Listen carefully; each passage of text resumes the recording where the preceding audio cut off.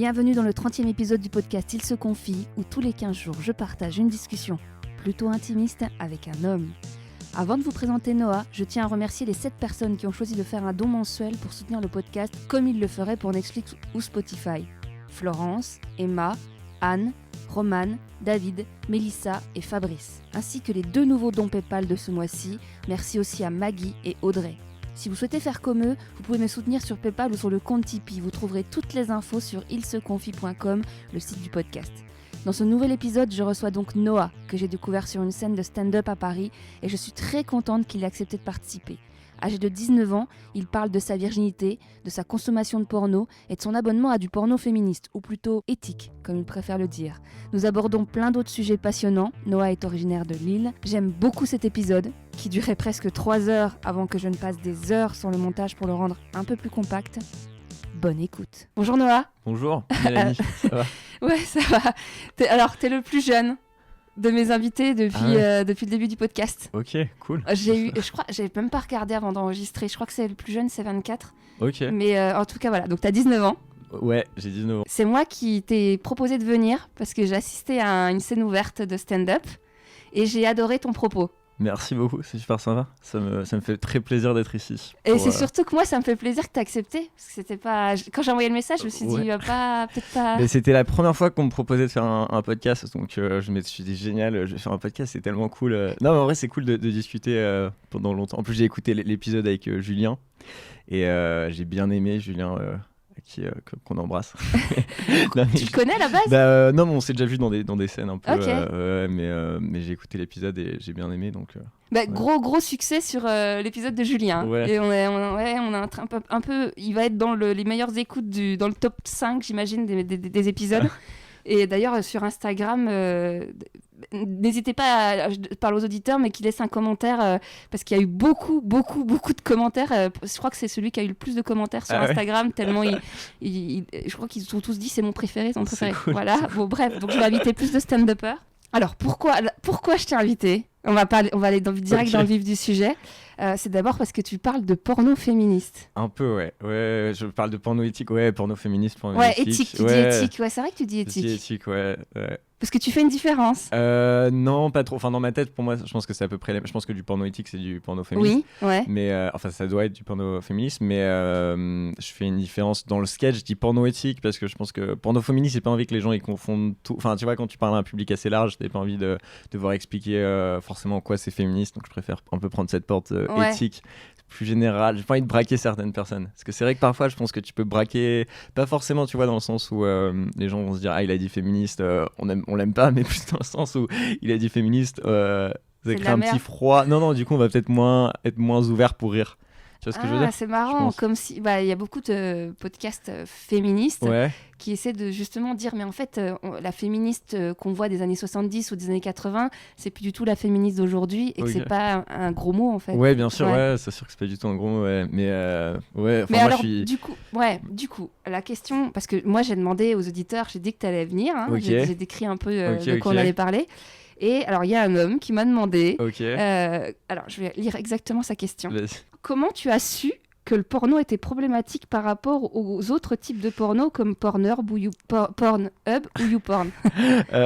Comment j'ai su que les autres types de porno étaient problématiques? En fait, j'ai regardé à la base, c'est un documentaire que j'ai vu qui était un peu dont je parlais justement sur scène, donc le documentaire s'appelle Hot Girls Wanted. Ah oui, mais que moi j'ai déjà recommandé dans le podcast sur Netflix. C'est ça, exactement. Et donc, j'aime bien. C'est celui-là que j'ai regardé et sur Netflix que j'avais bien aimé, donc ils ont fait un et après ils ont fait une série. Mais à la base j'avais vu le premier film et celui où ils recrutent. Oui, recrute. Moi j'ai vu que celui-là aussi. Ouais, j'ai vu ça et ça m'avait pas mal déjà un peu dégoûté du porno mainstream en quelque sorte, et puis ensuite le truc aussi c'est que j'ai vu des articles sur Jackie et Michel qui sont sortis je sais pas si tu les avais vus ces articles, mais des articles qui étaient sortis qui parlaient du fait qu'il y avait des actrices donc qui avaient été un peu dont on avait clairement on avait profité de leur confiance, le site Jackie et Michel avait vraiment profité de leurs vidéos, enfin en gros elles avaient fait des vidéos, elles avaient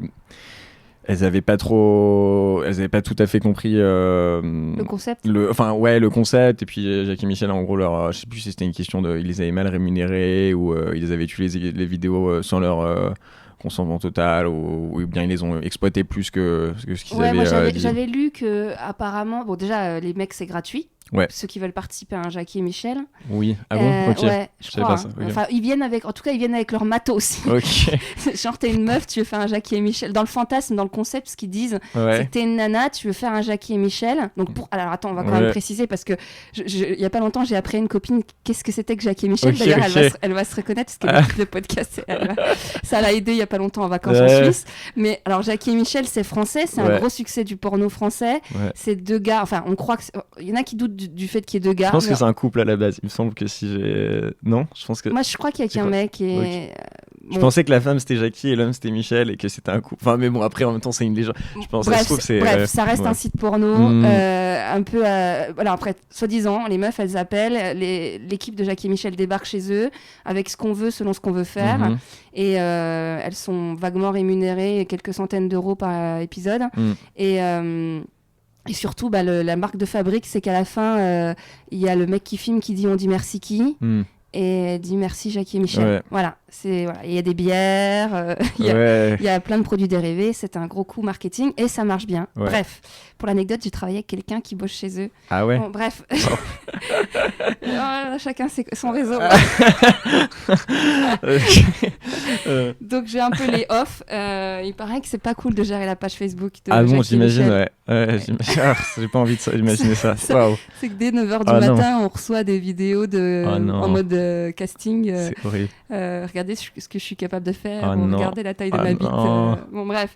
Passons.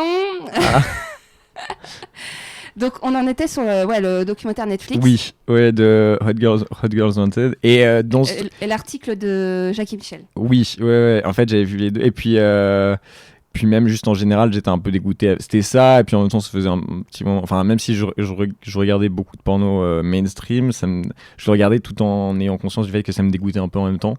C'était devenu quelque chose de plus mécanique que d'intentionnel, quoi. Tu te souviens la première fois que t'en as regardé un ? Première fois que j'ai regardé du porno, je devais avoir 11 ans, je pense. Ouais c'est là le moyen. 11 ans, et je regardais. Dans quelles circonstances ? Dans quelles circonstances ? Je t'avoue qu'en fait, je suis tellement sûr. Je me rappelle la première fois que je me suis masturbé en regardant du porno, qui était d'ailleurs la première fois que je me suis masturbé. C'était devant du porno. Mais je pense que c'était soit sur l'ordinateur de mon père, soit sur ma mère, mais peut-être sur l'iPad de ma mère. Il est possible que la première fois que j'ai regardé du porno. Il n'y avait pas de filtre parental, rien ? Non, pas du tout. Sur un iPad, c'est très facile. Juste, tu vas sur Google, tu crées une. Parce qu'on a beaucoup de darons qui nous c'est darons qui nous... Ouais, non, mais c'est. Non, c'est. Enfin. Après, il y a toute la jeunesse qui va m'en vouloir si je dévoile nos techniques. Non, je rigole.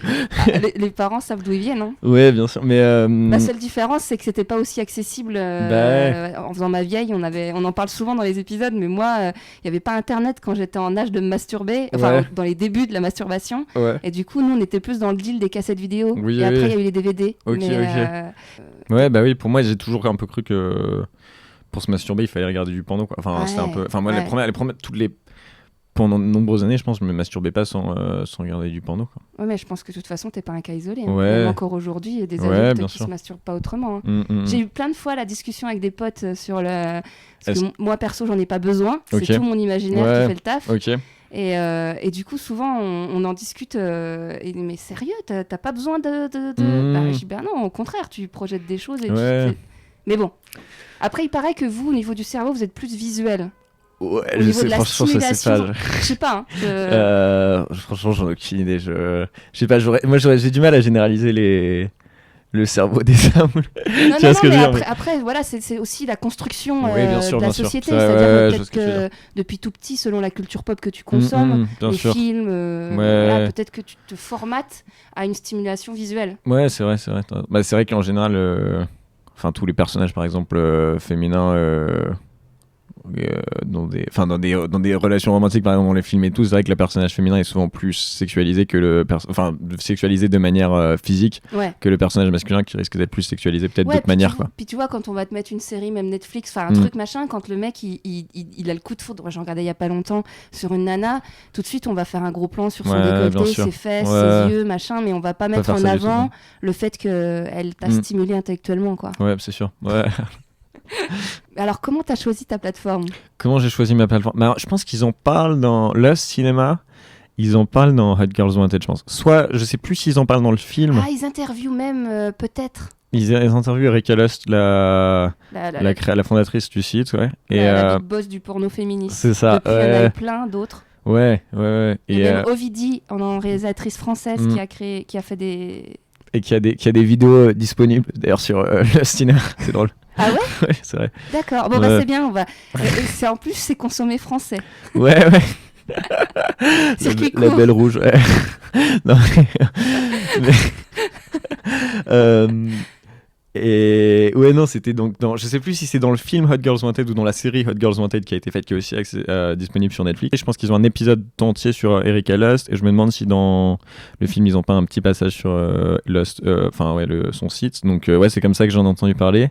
J'ai regardé je suis allé sur le site du coup, et j'ai vu que c'était payant. Ils ont une vidéo gratuite, une seule vidéo gratuite. Faut mettre ton email. Ouais, c'est ça. Allez voir. Moi j'ai préparé l'épisode, hein. Mais j'ai viré la pop-up et j'ai pas pensé à mettre mon mail et ils m'ont pas remis. Ok. Mais, coup, mais tu peux mettre, je pense que tu peux mettre un autre mail. Oui, mais du coup ils me remettent pas la pop-up. Ah, mais sinon si tu ouvres sur un nouveau navigateur ou quoi. Je ferai ça ce week-end. Ouais. Donc, il est bien, ce premier film. Donc ce premier film il est pas mal, franchement il est pas mal. Je reparle sur ça un peu, mais du fait que c'est une vidéo de partouze, donc à chaque fois que tu la regardes tu peux te concentrer sur un personnage différent. Mais du coup c'est vrai que je l'ai pas mal regardé cette vidéo. Mais et puis en plus sinon j'avais mis une deuxième adresse email en me disant peut-être que c'est un film aléatoire du site qui te donne. Ouais. Et donc j'ai réessayé une autre adresse email, et en fait non, c'est le même film pour tout le monde, quoi. Donc parce que moi j'ai cette astuce pour les abonnements Netflix. Ok, ouais, oui. Il te faut une carte bleue différente, et une adresse mail différente. Donc, j'ai réussi à gruger pendant 1 an. Pas mal. À avoir 3 mois gratuits avec 3 cartes bancaires. C'est cool. Voilà. C'est bien. Bah ouais, mais non, mais sur le cinéma ils sont assez malins. Tout le monde aura la première vidéo. Je sais pas comment il a choisi cette vidéo d'introduction. Parce que tu vois, j'ai pas eu le temps en fait. Ouais. Je me suis dit, je vais même me prendre un abonnement. J'ai dit, je vais vraiment essayer d'avoir mon point de vue de femme. Ouais, tu vois. Ouais. Mais déjà, je l'ai tweeté hier soir. Ouais. La page d'accueil, elle donne envie. Moi, en tant que femme, ouais, bien sûr. Ouais, c'est sûr que c'est plus sympa que la plupart des pages d'accueil de sites porno. D'ailleurs, moi j'ai vu il y a 4 abonnements différents. Enfin, en tout cas, il y a 4 moi, quand je suis arrivée devant le truc, il y a genre les trucs amateurs, je sais pas. X-Confessions. Ouais. Ex-confession. C'est ça. Il y en a un, c'est érotique quelque chose. C'est pour du film plus érotique, plus éthique. C'est la partie la plus éthique du site. Ok. Et les autres, j'ai pas retenu. Franchement, le cinéma peut-être, je sais pas. Ouais, peut-être, ouais. Les longs métrages, peut-être que c'est plus des longs métrages en mode dorsal féministe. Ouais. Moi, je pense que c'est celui-là que j'ai. mais non, mais il y a en fait, mais sauf que sur le cinéma, t'as aussi accès à Ex-Confession, qui est en gros, c'est des vidéos ou des fans des gens qui sont qui ont accès, des abonnés du site peuvent envoyer en fait leurs fantasmes à Erika, à Le Cinéma, et ils font des courts-métrages porno, mais réalisés par l'équipe d'Erika. Ouais. Mais du coup, ça fait un petit Jackie et Michel éthique, quoi. Ouais, un peu, ouais. Il y a un côté un peu ouais. Non, mais si, c'est vrai. Ouais, un peu, ouais. Il doit pas y avoir le merci Erika Lust. Non. Il faudrait, ça pourrait être drôle. Il faudrait lui dire à Erika Lust de créer ce petit slogan. Enfin, je pense pas. Ouais, je pense que c'est bien. Ouais, bien sûr. C'est vrai. Ouais. C'est grâce à moi que tu viens de te faire dégager. Bien sûr. Merci Jackie. Non. À la place, les acteurs devraient se remercier entre eux d'avoir passé un bon moment. Voilà. Du coup, t'as pris un engagement de combien? Parce qu'en fait, j'ai pris un engagement d'1 an. J'ai pris 1 an direct. Non, mais par contre, alors j'ai pris un engagement d'1 an parce que cet été ils ont eu une promo à moins 50%. qui était franchement très... Ouais, je suis à moins 50%, mais je pense que je l'aurais prise. Et donc c'est combien le prix ? Je pense que c'est autour de $120, je pense. Euros, ouais, 120 euros, dollars. Ce qui est largement rentable. Enfin, ouais, bah au mois, ça fait 10 balles, quoi. Ouais. Puis là, moi je l'avais pris du coup en promo, mais ce qui était cool. Mais ouais, bah surtout si après, ça dépend à quel point tu le regardes, quoi. Mais pour moi, je trouve ça suffisamment rentable au vu de mes besoins. Et c'est vraiment différent du porno classique. Franchement, c'est différent. Après, c'est pas non plus. Ça reste des gens qui baisent et qui parfois. Et qui parfois tu vois, se mettre des fessées, je sais pas. Ça reste des gens qui baisent et qui s'amusent. Enfin, mais est-ce que les meufs sont pas un peu moins souillées ou un Bien peu... sûr, oui, c'est il y a plus. Il y en a qui demandent, hein, en consentement. Hein. Oui, non, mais c'est sûr qu'il y a beaucoup moins de. Moi, je trouve ça beaucoup moins violent. Après, ça veut pas dire qu'ils s'amusent pas non plus, que c'est chiant non plus, mais c'est moins violent, je pense. Enfin, moi, je trouve ça beaucoup moins violent. Tu vois les actes, c'est tout con, mais tu vois ils s'embrassent plus souvent, ce qui est un truc qu'on voit assez peu. Finalement dans le porno. On voit bien la tête des acteurs. Ouais, on voit bien la tête des acteurs, les hommes comme les femmes. Parce que tu vois, clairement, quand on discute entre nanas, mais je l'avais déjà dit dans d'autres épisodes, mais c'est vraiment le fait que le porno classique, il a été pensé par des hommes pour des hommes. Et donc, du coup, en fait, moi, les 3/4 du temps, si ce n'est pas 99%, j'ai pas envie d'être dans... ça peut pas m'exciter parce que j'ai pas envie d'être à la place de l'actrice. Bien sûr. Et donc, même, tu vois... je vois ce que tu veux. Puis les mecs, ils sont souvent salaces, quoi. Ouais, absolument. Souvent des mecs qui... Souvent, les mecs... c'est rare que les mecs soient... aient l'air... après, oui, ils ont pas... Qui donnent envie, en fait. Ils donnent pas trop, vous, souvent, la nana a été recrutée en mode gros seins, grosses fesses, et je suis polie. Et peut-être limite, parfois, un visage forcément un peu vulgaire, on a envie de salir, entre guillemets. Je caricature, je sais qu'il y a autant de rubriques que de gens sur Terre, mais en tout cas... Je trouve que c'est pour ça que moi je suis curieuse et que je vais tester parce que je vais vraiment donner mon avis. Ouais, bah oui. Ouais. Mais du coup, t'en as parlé avec des potes, t'as recommandé à des potes. J'en parle un peu avec des potes. La plupart de mes potes, ils me disent pourquoi tu payes pour du porno, t'es fou. Enfin, ça n'a aucun sens. Ce qui après chacun ses priorités. Mais parce que justement, ce que tu disais dans ton passage sur scène, qui m'a vraiment parlé, après on va pas balancer tes jokes, faudra venir te voir, mais sur le commerce équitable. Oui, bien sûr. Ouais. Je sais pas comment tu dis. Je dis que le coût à l'année c'est 120 €. Donc après je dis donc là c'est sûr il y a pas que les actrices qui se font défoncer, c'est tout le principe du commerce équitable. Ouais, mais c'est ça, oui. Ça... Mais j'ai trouvé le propos hyper intelligent parce qu'au final, toi, tes potes qui disent ouais, mais tu vas pas payer pour du porno.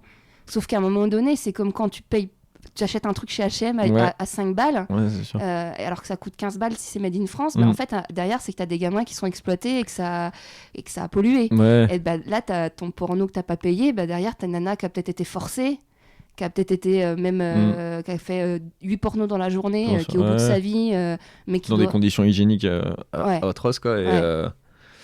Et puis surtout il y a beaucoup de manipulation. Enfin, je pense qu'il y a pas mal de manipulation. Enfin, le montage. C'est surtout que, soi-disant, alors pour en revenir au porno éthique, moi, de ce que j'ai lu, comme j'ai bossé le dossier, ils expliquent que justement, l'actrice fait que ce qu'elle a envie. Qu'elle est payée à sa juste valeur, que chaque personne est rémunérée en tout cas correctement, il y a pas de il y a vraiment une éthique dans le, et puis surtout c'est pensé par des femmes, et du coup et d'ailleurs c'est ce que je me disais et que j'ai commencé à parler dans mon blog, c'est qu'en fait il y a beaucoup d'hommes qui se demandent comment on fait l'amour à une femme, comment on fait du bien à une femme, et qu'en fait c'est pas en regardant un porno, en fait c'est pas en pensant que tu vas la tirer par les cheveux du premier coup et que tu vas lui dire ah t'aimes ça, bref, il y en a qui aiment, je sais très bien qu'il y a des filles qui doivent m'écouter, qui doivent adorer ça, mais je pense dans la globalité de ce qu'on m'a raconté et de ce que je connais, c'est pas ce qui ressort des témoignages. Non, puis surtout que dans le porno mainstream où il y a où ils se font tirer par les cheveux, ils crient j'aime ça ou quoi, mais c'est que il y a un peu cette idée que c'est automatique, quoi, alors que ça devrait vraiment être plus quelque chose que si la personne a envie et qu'elle D'ailleurs, je recommande alors moi, je suis nulle en porno au niveau des noms, mais dans le magazine Fresh qui est en ligne, il y a eu une interview il y a pas longtemps d'une ancienne actrice porno qui aujourd'hui doit avoir une 50aine d'années, et d'une nana super connue, brune, française. Je sais pas. Dis-moi des noms. En vrai, moi, la seule grande actrice que je connais, c'est Nikita Bellucci, je pense. C'est pas elle. Pas elle. Bah alors, je sais pas. Bref, du coup, elles parlaient, Pardon, non, t'inquiète. elles échangeaient entre elles sur la différence entre le porno de l'époque et le porno d'aujourd'hui. Ok. Et l'ancienne disait pourquoi elle aimerait pas faire du porno aujourd'hui. Mhm. Elle parlait aussi des pratiques. Mhm. Et par exemple, elle disait, moi à l'époque, alors celle qui est actuellement une actrice, lui disait, mais toi à ton époque, j'imagine que la double peinée, c'était pas normal, c'était quelque chose d'exceptionnel. Et la sodomie aussi. Elle dit, bah oui, effectivement, moi à mon époque, les nanas qui acceptaient ça, elles étaient un peu en haut du panier, c'était en mode, c'est des pratiques particulières. Aujourd'hui, si tu acceptes pas une double peinée ou une sodomie, c'est dur de tourner, quoi. Voilà. Enfin, ouais. Elle disait juste, la nana actuelle, je suis désolée de pas avoir son prénom, je le mettrai dans l'article de l'épisode, mais moi je sais que j'ai écouté, ça m'a vachement intéressée parce que je savais qu'on allait enregistrer, et je voulais vraiment avoir le point de vue sur l'évolution parce que forcément ça a un impact, tu vois, quand tes potes ils disent attends, tu vas pas payer pour du porno. Ouais. Comme si c'était gratuit, comme si c'était normal qu'une meuf elle se fasse déglinguer par parfois 3-4 mecs d'affilée. C'est normal. Oui, tu vois, du coup, moi, je trouve... après, toi, t'es pas dans le mood là, mais ça remet tout en question le rapport au sexe des femmes. Comment on considère le sexe avec une femme ? Est-ce que c'est normal qu'une femme, elle se fasse déglinguer de façon gratuite ? Ouais. Oui, puis, enfin, oui, c'est vrai que c'est étrange qu'on se dise que ce soit... En fait, mais surtout, je pense que le fait que les gens, que mes potes par exemple soient choqués quand je leur dis que je paye pour du porno, je pense que ça montre aussi que pour eux, eux ils partent vraiment du principe que si une femme tourne dans un film porno, c'est vraiment elle doit en avoir envie, quoi. Alors que je pense que il y a sûrement beaucoup de femmes qui tournent dans du porno qui ont envie de faire du porno, mais ça veut pas dire pour autant que c'est pas un travail et que c'est pas aussi qu'elles devraient pas être rémunérées pour ça, quoi. Mais il y a un peu je pense qu'en fait payer pour du porno pour beaucoup de mecs, je pense que c'est aussi cette idée que si tu payes, ça veut dire que du coup elle fait plus ça parce qu'elle a vraiment envie de enfin tu vois, genre je pense qu'il y a beaucoup de mecs qui se disent la meuf, si elle veut vraiment de la bite, elle joue dans le porno, et si tu payes, c'est qu'elle en a pas vraiment envie, c'est qu'elle fait ça parce qu'elle est intéressée. Enfin, je sais pas, je suis pas sûr, mais peut-être que je pense qu'il y a une part de ça. Ouais, je vois ce que tu veux dire.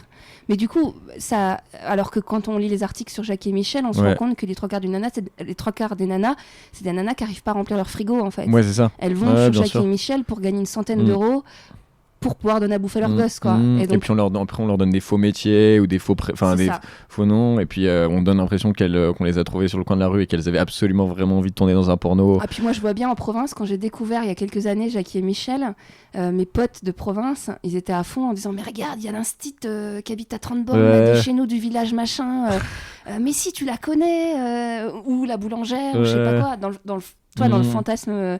Alors que, voilà, juste pour en revenir à la rémunération, c'est qu'en fait, c'est Jackie et Michel, c'est marketing. Et au final, derrière, y a quand même d'exploitation, quoi. Oui, bien sûr. Oui, il y a des femmes qui revendiquent aimer le porno, faire du porno par plaisir, mais je pense pas que ce soit une grande majorité. Ouais, et puis surtout, il faut que ce soit...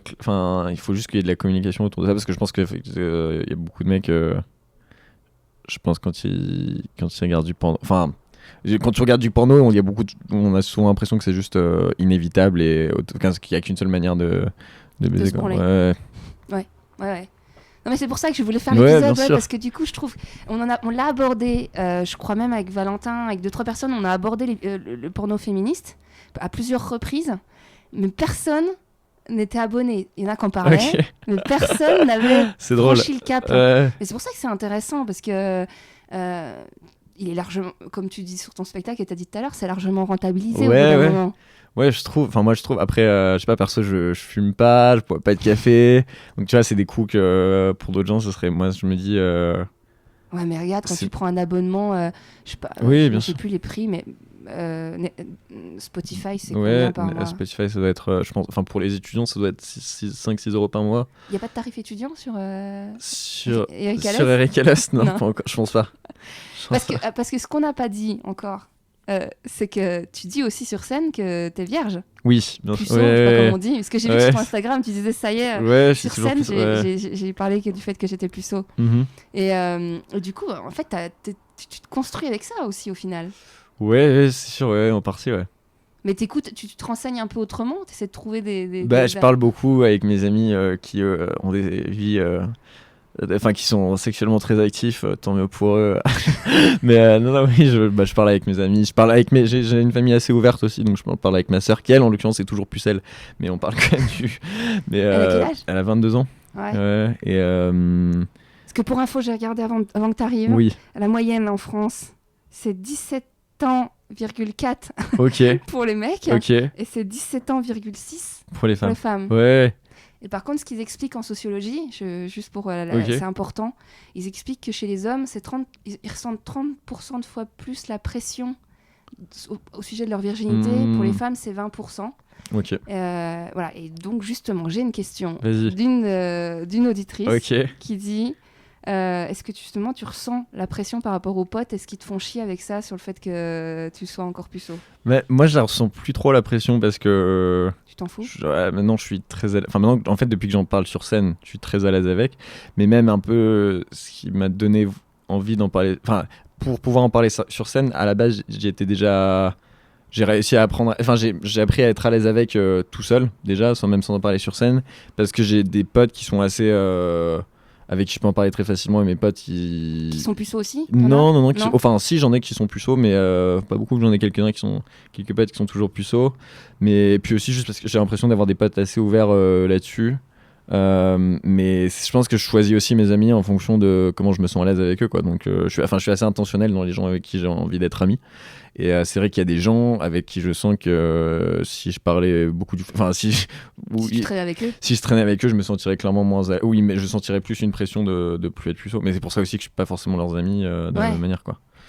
Mais du coup, ça s'est jamais fait parce que t'attends de trouver une meuf bien ou parce que t'as pas eu l'opportunité ? Parce que tu vois, il y en a qui disent dans leur première fois, notamment, j'ai pas encore publié, mais il y a Dany qui vient du Québec, qui était là lundi, mais qui disait que lui, il y a une meuf qui l'a dragué à 25 ans à la piscine. Et il s'est dit, bon, allez, j'y vais, c'est maintenant ou jamais. Et il a fait son truc, mais en fait, il était pas amoureux et c'était nul. Et du coup, toi, c'est plus ça, c'est parce que l'opportunité s'est pas présentée ou... C'est un peu un mix. C'est en partie parce que l'opportunité, j'ai pas l'impression que l'opportunité se soit vraiment présentée.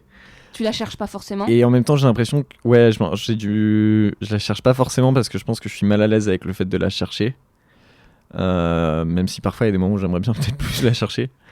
Mais non, j'ai quand même envie. J'aimerais bien baiser quand même. Tu vois, mais je comprends. Je peux que le comprendre. Pour le coup, mais en même temps, j'ai pas l'impression d'être pressé. Je pense qu'il y a des moments. Enfin, j'ai pas ce mot parce que c'est pas bon, bref, pas forcément le bon. Non, mais, il y a des moments. J'ai l'impression que parfois il faut forcer, pas dans le sens forcer la personne, mais il faut forcer dans le sens où il faut se pousser un peu soi-même à faire des choses avec quelqu'un. Et c'est vrai que moi je vais pas me pousser si tu le sens pas. Si je le sens pas, ouais, j'ai du mal à. Enfin, oui. Non, parce que tu pourrais te dire, aujourd'hui, il y a les applis, il y a Tinder. Ouais, bien sûr. Mais je suis sur des applis. Ça, on va en parler alors. Tu dates ? Je date pas trop, non. Enfin, je suis sur les applis et à chaque fois, on échange 2-3. Enfin, j'ai pas non plus un nombre incroyable de matchs, mais enfin, c'est pas. Ça va, c'est pas. On doit être. Non. Mais ça peut te rassurer, globalement, les mecs qui aient entre 18 et 60 ans, ça matche pas énormément. Ouais. Hein. C'est ce que j'ai lu aussi. L'ouverture au monde des femmes. Alors que pas du tout. Ouais. Bah oui, non, mais j'ai pas beaucoup. Enfin, ça, j'ai un peu de match. Mais quand je discute avec quand j'envoie des messages ou quoi, j'ai souvent après 3-4 messages, je sais pas, souvent la meuf répond pas, parfois la meuf dit un truc où je me dis juste je sais pas, ça colle pas. Ouais, genre je pense qu'on va pas comprendre, enfin je pense qu'on est ouais. Je sens que ça va être chelou si on se rencontre en vrai, quoi, en gros.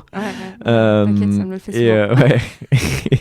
Et ensuite non, et ensuite il y a eu 2 fois où on allait avoir un rendez-vous et la meuf, genre quelques heures avant, j'ai un message, c'est toujours bon, et elle me répond pas, donc bon, voilà. Ouais. Mais dédicace à Louisa qui se fait tout le temps ghoster, enfin qui partage souvent les lapins qu'elle a.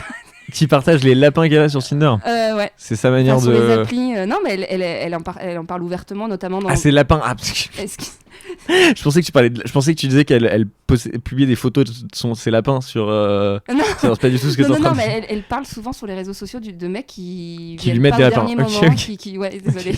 Non, ça Mais ouais, du coup, ça va dans les deux sens. Hein. Ok. Nous, les femmes, c'est peut-être plus avec l'âge. C'est le fait Ouais. que toi, t'es moins dans la note élevée où on est vraiment content de te rencontrer. Tu vois. Ouais, je sais ce que tu veux.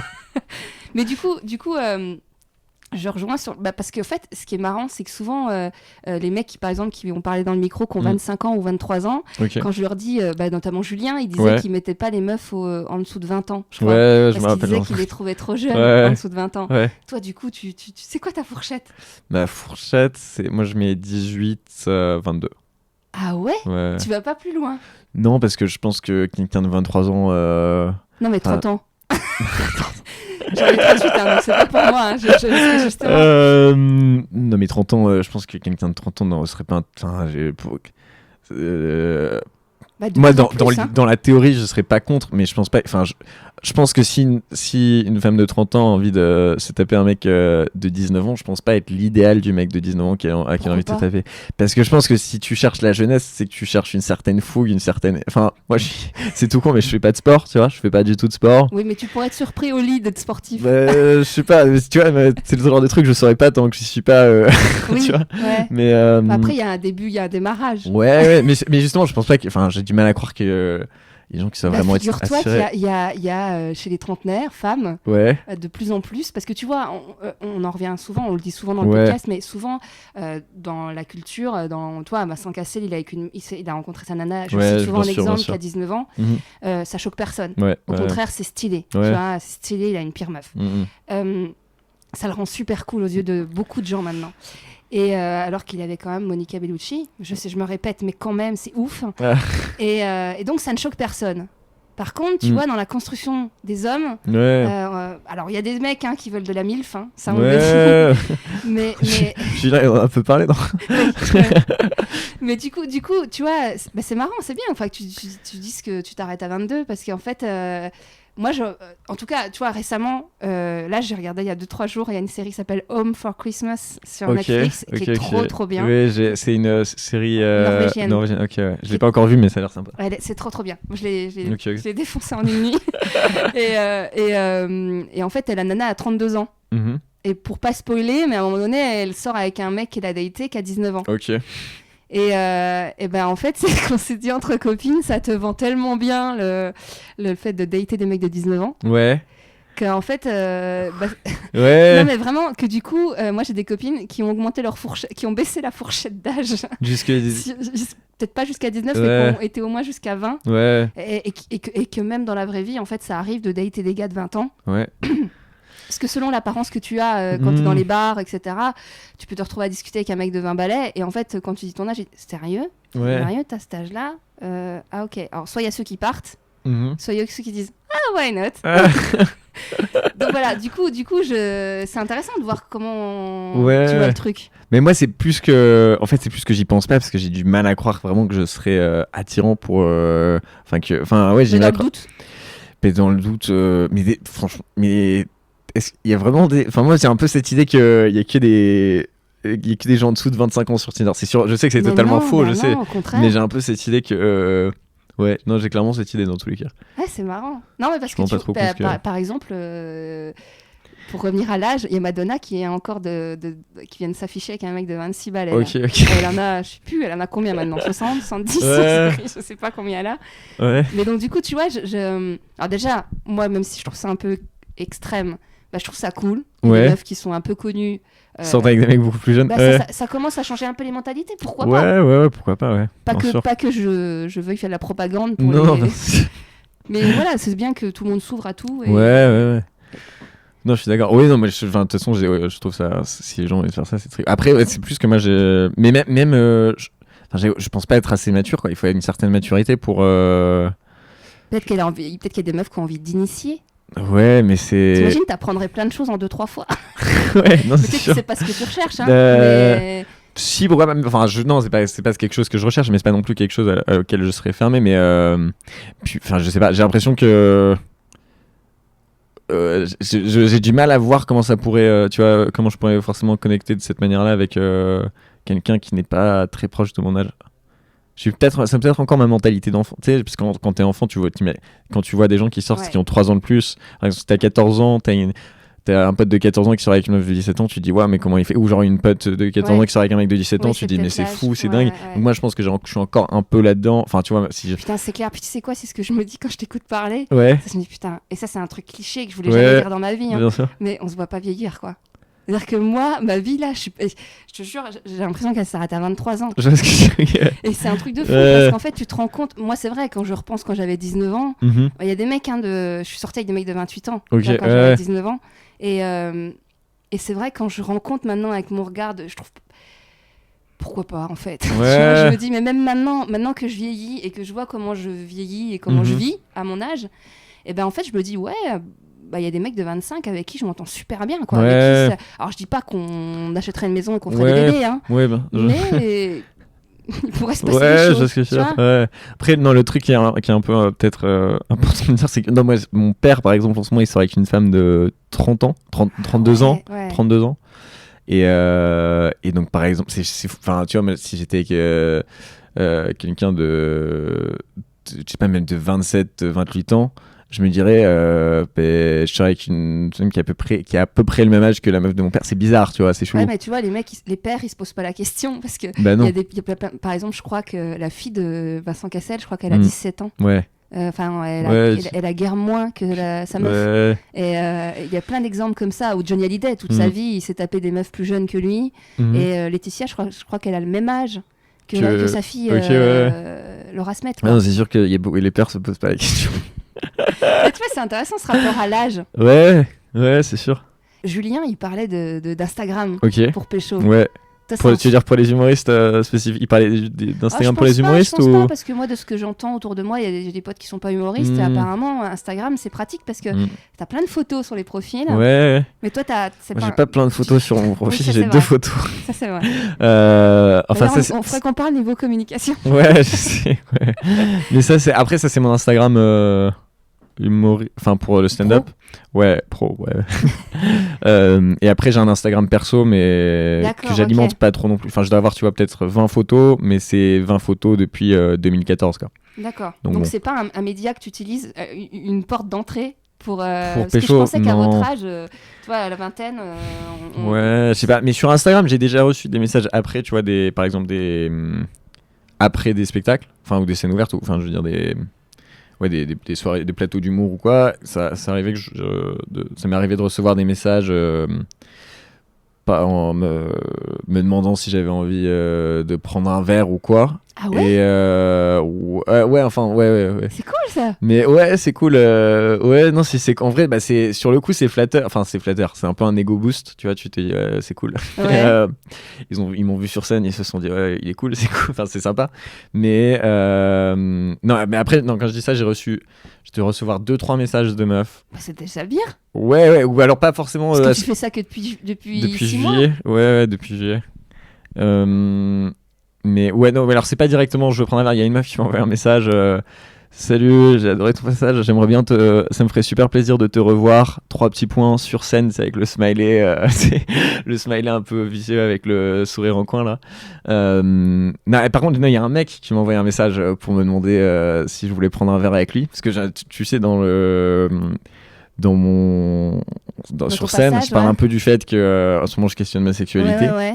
Et quand je dis questionne la sexualité, en gros que je suis peut-être attiré par les mecs, c'est quelque chose c'est des questions que je me pose, et donc du coup après avoir vu ça il m'a proposé de boire un verre, et lui en l'occurrence j'ai accepté c'est le seul avec qui j'ai bu un verre, et il s'est rien passé, mais parce que je le sentais pas trop, mais ça s'est arrivé. Et puis non, aussi il y a une fille qui m'a à la fin, qui est venue me voir à la fin et qui m'a demandé mon Facebook et qui ensuite m'a ajouté sur Facebook et m'a proposé qu'on se voit, et moi du coup j'étais je l'avais vu en vrai, donc quand elle était venue me parler, à la limite je me sentais plus à l'aise, tu vois, à ce niveau là, mais après on s'est en vrai c'est pas terrible.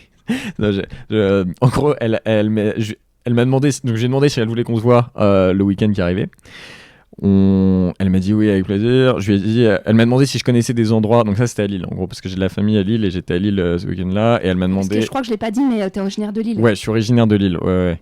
Et donc elle m'a demandé si je connaissais des endroits. Et moi en fait, tu vois, je suis pas tout le temps à Lille. Du coup, je lui ai dit franchement, je connais pas trop d'endroits. Elle étudie à Lille. Je lui ai dit toi, tu connais sûrement plus d'endroits que moi. Tu connais sûrement des endroits plus sympas. Elle m'a dit bon, ok, on se retrouve au McDo. Et tu vois, et c'est juste que moi, elle m'a demandé si je connaissais des endroits sympas. Je lui ai dit non, je connais pas trop. Enfin, tu vois, tu connaîtras sûrement plus d'endroits. Il y a quand même moyen de trouver mieux à Lille. Bah ouais. Et ensuite, elle me dit, bah si tu veux, on peut se faire un McDo. En plus, moi, je suis végétarien. Ah ouais, oh génial. Enfin génial, pas le fait qu'elle te propose un McDo, mais ouais. Tu es végétarien. Mais du coup, quand elle m'a proposé un McDo, je savais pas trop quoi. Enfin, tu vois, ça a cassé le délire. Ça a cassé le délire. Je me suis dit, non, enfin, j'ai pas trop envie qu'on se fasse un McDo et je me sens. Pas vu. Du coup, moi, je lui ai dit que j'étais finalement pas. Enfin, que je m'étais pas rendu compte que j'étais super occupé ce soir-là. Et c'est en même temps, tu vois, à chaque fois, il m'arrive des choses comme ça. Ouais. Il m'arrive vachement de trucs comme ça. Ou alors. Je sais pas, moi je dis souvent, mais je discutais avec un mec, moi je suis à fond dans l'écologie et le mec me dit, je sais pas, moi je bosse chez Total ou je bosse dans un abattoir ou je sais pas quoi. Je suis le fondateur de Monsanto. Voilà, et ben moi en fait c'est juste l'amour direct. Je même pas besoin.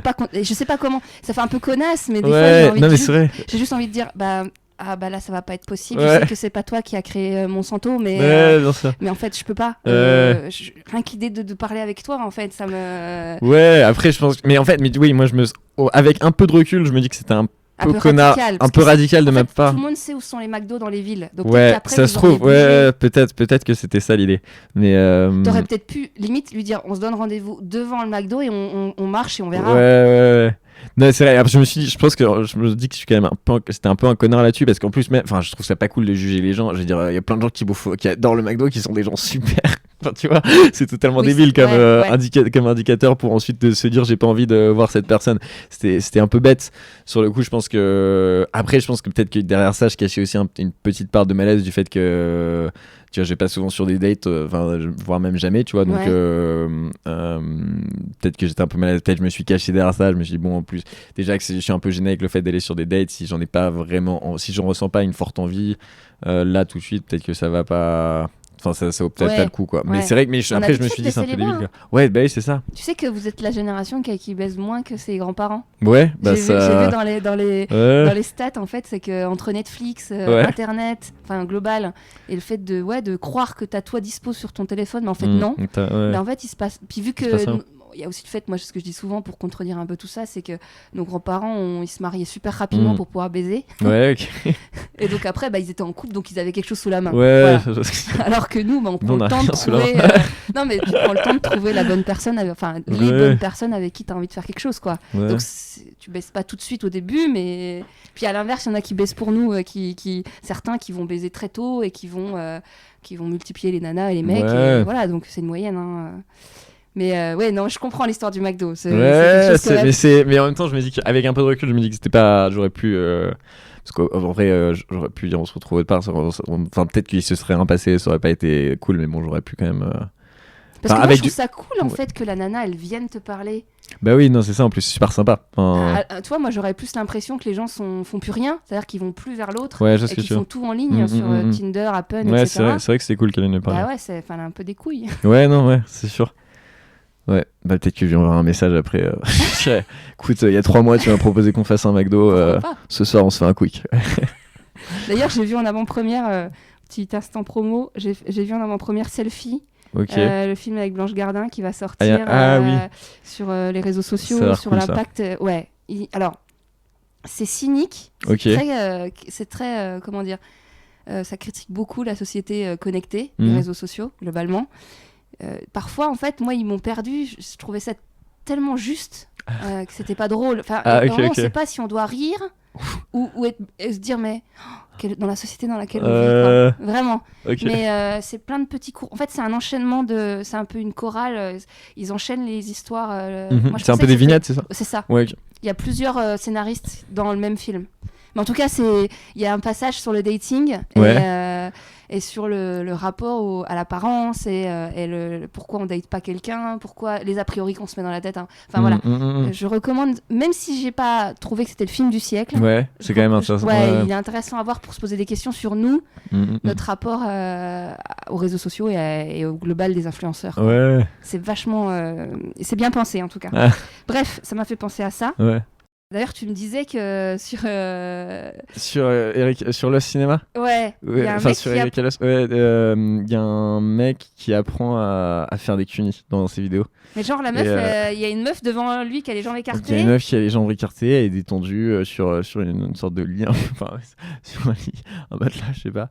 Et il te montre comment faire, il t'explique. Ou le clitoris, tout ça. Ouais, et puis il t'explique les mouvements, il t'explique comment ne pas fatiguer ta langue, comment utiliser tes doigts. Oh là, c'est génial. Et il t'explique comment en fonction que par rapport au fait, enfin, il t'explique que voilà que c'est pas que tous les vagins ne sont pas pareils et qu'il faut comment s'adapter. Mais du coup c'est drôle, mais en plus c'est drôle comment il fait ça parce que t'as vraiment l'impression de regarder un tuto comment changer le siphon de mon évier quoi. Mais et en même temps il fait ça quand même avec une certaine sensualité, c'est pas non plus. Et la meuf elle a l'air de kiffer. La meuf a l'air de kiffer, ouais. Après je sais pas, ça se trouve tu vois peut-être qu'ils ont essayé de oui, elle a l'air de kiffer. Après ça se trouve ils ont filmé la vidéo plein de fois et parce qu'il fallait quand même 15 000 montages. Ouais, c'est ça. Mais il y a comment faire une bonne fellation? Non, il y a pas. T'as cherché? Moi j'ai pas vu. Bah non, mais t'aurais pu tomber dessus. Je suis pas tombé dessus et en fait sur le site, je pense que j'ai vu la plupart des vidéos sur le site où j'ai vu il n'y en a pas tant que ça, t'as réussi à faire il y en a plus d'une centaine, mais en fait c'est des longues vidéos aussi si tu veux. Ah oui, toi t'as pas pris le côté érotique. T'as accès à tout. Si, je pense que j'ai accès à tout, mais tu dois en avoir une centaine. Mais après, quand je dis une centaine, si tu veux, c'est une centaine, t'en as qui durent 2-3 heures, où tu vas avoir... T'en as qui durent 2-3 heures, où tu vas avoir... Où t'accélères? Tu regardes pas tout? Où tu vas avoir plusieurs scènes de sexe avec plusieurs acteurs différents, dans des contextes différents. Ok. Tu vois. Mais il y a un vrai scénario? Une histoire? Dans la plupart, en général, les scénarios sont plus... Oui, en général, il y a presque toujours une histoire. Ok. Même si après, l'histoire est plus ou moins développée, ça dépend. Mais en général, il y a toujours une forme, un contexte. C'est pas juste des gens en train de ken. Et toi, tu me disais que tu penses que c'est peut-être pas une bonne chose, même si c'est éthique? En fait, je pense que... Non, en vrai, une vraie question que je me pose en ce moment, c'est est-ce que la solution au porno mainstream, c'est le porno éthique? Et je pense que c'est une solution au porno mainstream. Enfin, je pense que c'est important. Je pense que c'est mieux, clairement, que le consommer du porno, autant consommer du porno éthique. Exactement. Mais à mon âge, je me demande si c'est bien. Enfin, pour les jeunes, du coup, en général, je me demande si c'est bien de consommer du porno en général. C'est vrai que il y a des moments où je me dis, enfin, je consomme assez régulièrement, mais il y a des moments où je me dis, est-ce que je me sentirais pas mieux si j'en consommais pas? Et c'est même plus tellement une question de maintenant. Est-ce que ça aurait pas été mieux que juste que j'en consomme pas quand j'étais plus jeune, quoi? Parce que tu vois, enfin moi j'ai toujours été. Tu penses que ça te met la pression? Non, c'est pas que ça me met la pression. C'est juste que j'en parlais avec 2 personnes. J'en parlais avec mon père de ça, parce que justement après avoir fait après qu'il m'ait vu faire le sketch sur le porno éthique, on a parlé du porno un peu, et donc j'en ai parlé avec mon père et j'en ai parlé avec un mec qui s'appelle Louis Chappé, qui est un humoriste sur Paris qui est très très bon, qu'on adore, et j'en ai parlé avec les deux, et les deux, c'est drôle parce que sur 2 conversations différentes où je parlais du porno, ils m'ont dit qu'eux ils trouvaient que ils ont parlé du fait que dans le porno très vite tu rentres dans enfin c'est 2 personnes, la vidéo commence, ils s'embrassent un peu et très vite ils vont vers le sexe, si tu veux. Il y a pas de... Donc en fait direct tu sexualises ton partenaire, enfin il y a pas de profondeur. Il y a pas de profondeur. Ouais, c'est ça, il y a pas d'une certaine manière, il y a pas de profondeur. Mais il y a pas de profondeur, et puis il y a pas de d'histoire. Il y a pas d'histoire, ouais. Même si parfois tu vas avoir un scénario, la fin c'est toujours le sexe. C'est toujours l'objectif, si tu veux. Et donc, du coup, ça fait que moi, c'est tout con, mais ça m'arrive. Moi, j'en ai pas parlé dans le sketch que tu m'as vu faire. Ouais. Mais il y a un sketch où je parle du fait que une fois, j'étais en boîte de nuit, qu'il y a une meuf qui a commencé à danser sur moi. Et que... En mode stripteaseuse ou... Non, une meuf normale. Normale. Lambda. Une meuf qui était là pour s'amuser. Enfin, qui était en boîte comme ça, qui était là-bas. Et donc on dansait, et elle est venue danser sur moi, et on a commencé à danser ensemble. Au début, moi j'ai pris du temps pour comprendre qu'elle dansait sur moi. J'ai un pote qui a dû m'expliquer qu'elle dansait sur moi, c'était très gênant. Mais enfin, j'ai compris qu'elle dansait sur moi. Et après avoir dansé un peu, en fait, moi j'ai joui dans mon caleçon, quoi. Ouais. Et ça m'est arrivé une fois. Ensuite, il y a une autre fois, ça j'en ai pas encore trop parlé à beaucoup de monde, mais bon, c'est juste qui arrive. Il y a une fois où j'étais avec cette meuf. Donc là, si tu veux, j'ai des amis en fait avec qui j'étais à la fac aux États-Unis qui là sont en train d'étudier à l'étranger en Europe. Ouais. Et j'ai une pote qui est venue me voir pendant une semaine, une très bonne pote à moi. Et vers la fin de la semaine, après avoir passé une semaine ensemble, très cool. En gros, elle a plus ou moins un mec, enfin qu'elle a pas vu depuis quelques mois parce que là, elle étudie à l'étranger, mais qu'elle va revoir là à partir de sûrement janvier. Et donc elle parlait de son mec et du fait que de ses frustrations dans sa relation avec son mec. Elle a quel âge? Elle a 21 ans. Ouais. Et Des frustrations sexuelles? elle veuille en partie des frustrations sexuelles et puis en partie juste. Enfin, c'est le premier avec qui elle a été. Ils sont ensemble depuis un an, je pense. Et non, ses frustrations c'était plus au niveau. C'est intéressant, mais en gros, elle trouvait que parfois lui il intellectualisait trop. Quand il faisait l'amour et que lui il intellectualisait trop, parce que lui en fait il était un peu mal à l'aise avec le fait justement de Lui mettre la fessée? je sais pas, peut-être elle a pas dit ça spécifiquement, mais elle a dit que lui il était souvent elle a l'impression qu'il était dans la retenue parce qu'il réfléchissait beaucoup un peu à la dynamique entre le fait que lui c'est un mec et que lui c'est une femme, et que du coup il trouve que qu'il y a intrinsèquement une domination, et que lui il est un peu mal à l'aise avec ça, et que du coup quand il baise elle a l'impression qu'il a du mal à se lâcher, et elle ça la frustre en fait. Ok. Parce qu'elle a l'impression qu'il est trop dans sa tête et tout, et donc elle parlait de ça, mais donc elle parlait de ça en partie, et puis elle parlait aussi du fait qu'il l'a saoulé, enfin sur d'autres trucs elle a l'impression qu'ils avaient parfois du mal à se mettre d'accord et que ça l'a frustré parce qu'elle a l'impression parfois il cherchait à être en désaccord avec elle et que ça l'énerve. Enfin bref, en gros elle était leur couple qui est dysfonctionnel. Ouais, c'est ça. Et et je sais pas.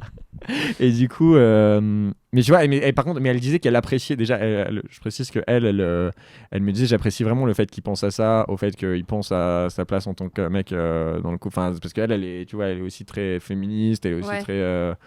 Elle disait juste que parfois elle trouvait ça un peu frustrant, qu'elle n'avait pas toujours envie de se voir juste comme étant une femme et un homme dans la société. Parfois elle avait juste envie qu'ils soient des gens amoureux qui se prennent pas trop la tête et qui se lâchent.